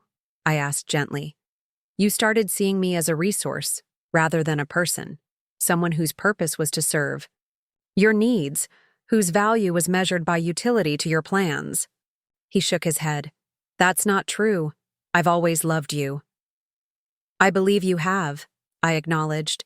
But Daniel, love isn't just feeling. It's action. It's respect. It's recognizing another person's right to self-determination, even when their choices don't benefit you. He was quiet for a long moment, processing my words. The cafe. It really does seem like it's going well. It is.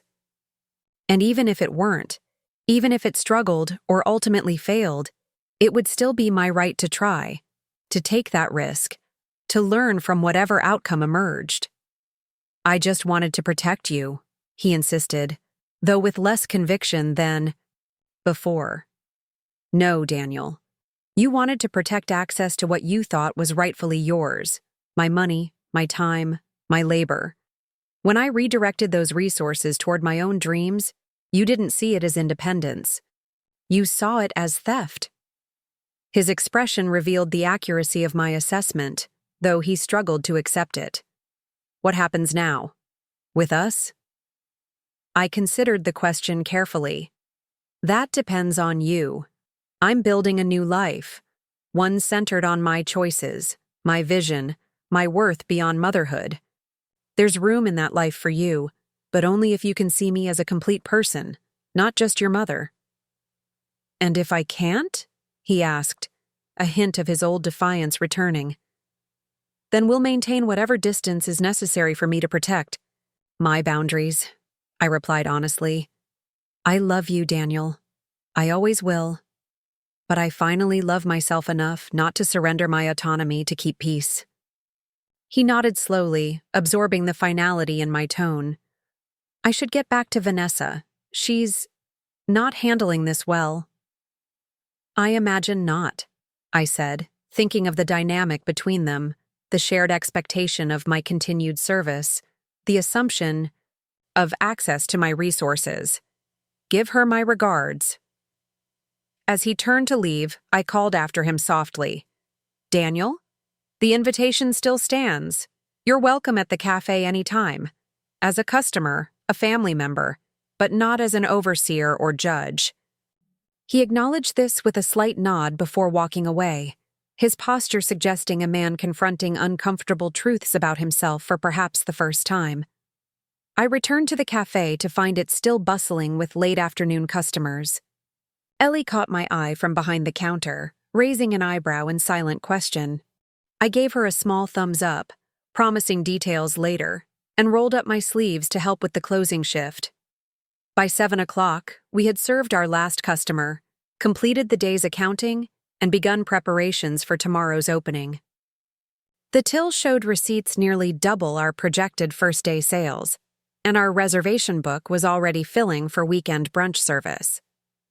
"We did it," Rachel said as we gathered for an impromptu celebration with leftover pastries and coffee. "First official day in the books, and we crushed it." Devin raised his mug in a toast.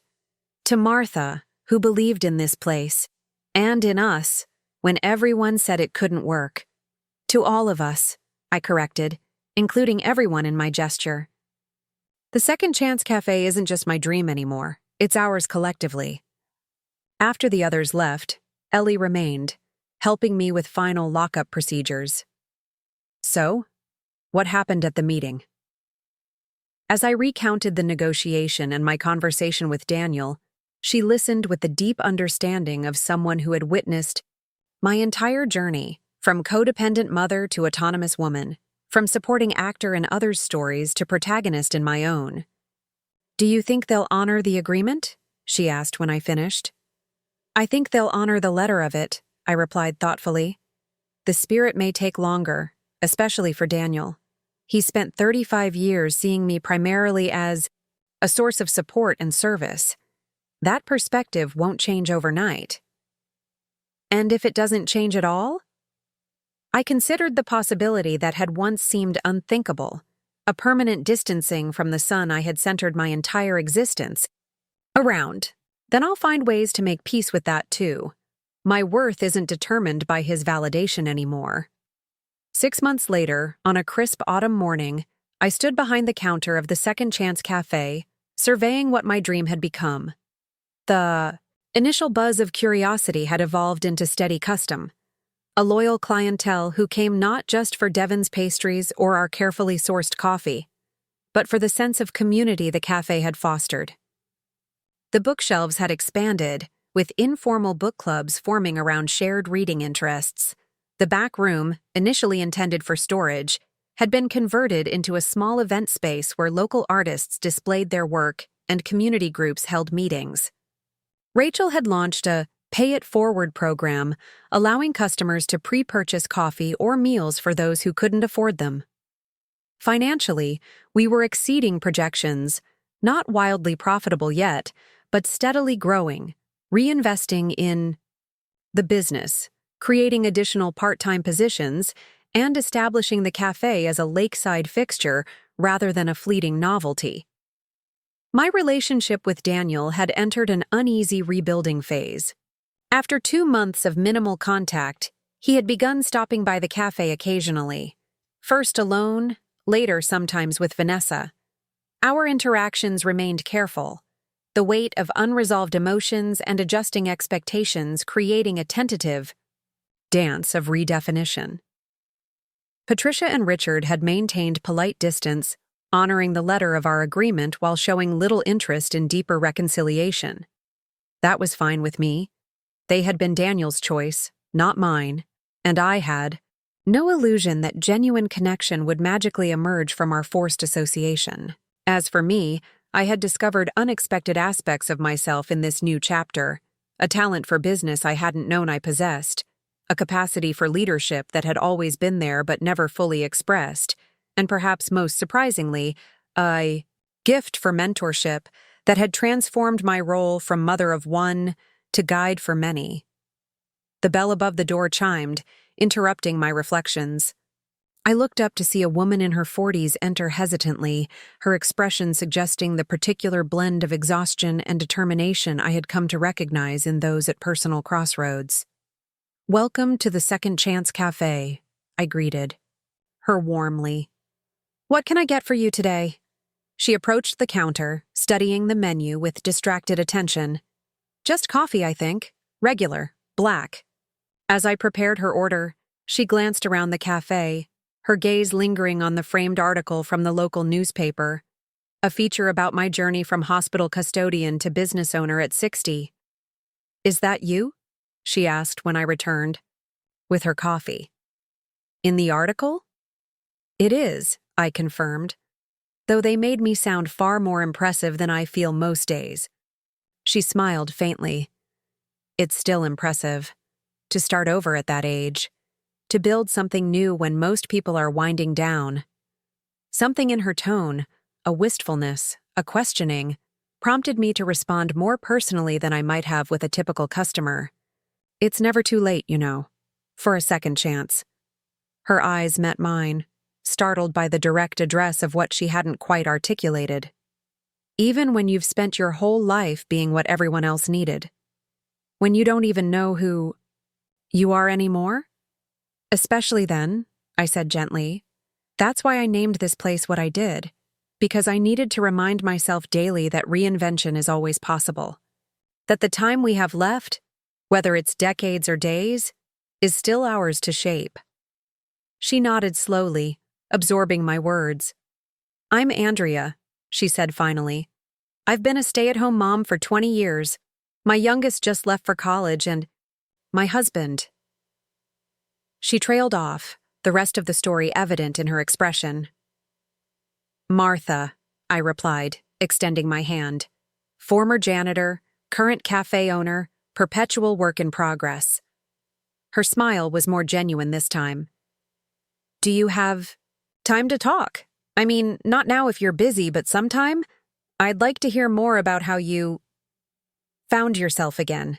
I gestured toward the quiet corner with the most comfortable chairs, what regulars had taken to calling the wisdom nook for the conversations that tended to unfold there. I have time now, if you do. Rachel can cover the counter for a bit. As we settled into the chairs with our coffees, I recognized a reflection of my former self in Andrea's uncertainty. The woman who had defined her worth through service to others, who had forgotten how to dream for herself, who stood hesitating at the threshold of self-reclamation. It started with a birthday gift, I began, sharing my story not as a prescription, but as permission. Authorization for another woman to imagine a different future than the one prescribed by habit and expectation. My son gave me cleaning supplies, while his wife received diamonds, and something in me finally said, enough. Andrea listened intently, occasionally nodding or asking questions, her initial hesitation gradually yielding to cautious hope. By the time we finished our coffees, a subtle shift had occurred in her demeanor. A straightening of the shoulders, a clarity in the eyes, the first fragile emergence of possibility. I should go, she said eventually, gathering her purse. But, thank you, Martha. For the coffee, for the conversation, for the reminder that it's not too late to become who I might have been. It never is, I assured her. And when you figure out what your own second chance looks like, come tell me about it. We support each other here. After she left, I returned to the counter where Rachel was handling the midday rush with practiced efficiency. Making another convert? She teased, having witnessed similar conversations over the months. Just passing along what I've learned, I replied, that we're never too old to rewrite our stories. That value doesn't depend on usefulness to others. That second chances aren't just for the young. As the afternoon sun filtered through the cafe windows, casting warm light across tables where people connected, worked, dreamed, and simply existed on their own terms, I felt a deep contentment that had nothing to do with conventional success or others' approval. This space, physical and metaphorical, that I had created was more than a business. It was a testament to the power of self-reclamation, a sanctuary for redefinition, a reminder that transformation remains possible at every stage of life. Daniel would visit the following day, our weekly coffee meeting having become a tentative tradition in our evolving relationship. The conversation would still carry echoes of our past conflicts, but increasingly, it also contained moments of genuine connection as he gradually learned to see me as Martha, the person, not just Mom the provider. Vanessa had recently asked about possibly holding a small art exhibition in our event space, a surprising development that suggested her own journey of redefinition might be beginning as she explored interests beyond social status and material acquisition. As for the birthday that had catalyzed this transformation, cleaning supplies versus diamonds, utility versus value, it approached again, marking nearly a full year since the moment my patience had finally exhausted itself. This year would be different. This birthday would be celebrated on my terms, in my space, surrounded by people who saw and appreciated me for who I truly was. There would be no gifts of cleaning supplies, no reminders of servitude, no measurements of worth through usefulness. Instead, there would be recognition of a woman who had finally understood that her dreams deserved equal standing, that her happiness wasn't secondary, that her identity extended far beyond the roles assigned by others. The cleaning supplies that had once symbolized my limitation had inadvertently become the catalyst for my liberation. The son who had seen me only as support staff had begun the painful process of recognizing my full humanity. The life that had once been defined by others' needs had transformed into one shaped by my own vision and values. As I moved through my cafe, greeting customers, adjusting displays, embodying the confidence of a woman who had reclaimed herself, I silently thanked that tone-deaf birthday gift for the awakening it had prompted. Sometimes the most valuable presents aren't the ones wrapped in pretty paper, but the painful moments that finally force us to recognize our own worth. The Second Chance Cafe had become more than a business. It was a philosophy, a community, a testament to the power of believing that it's never too late to become the person you were meant to be before the world told you who you should be instead. And for a 61-year-old former janitor who had finally learned that lesson, that was the most precious gift of all. Up next, you've got 2 more standout stories right on your screen. If this one hit the mark, you won't want to pass these. Just click and check them out.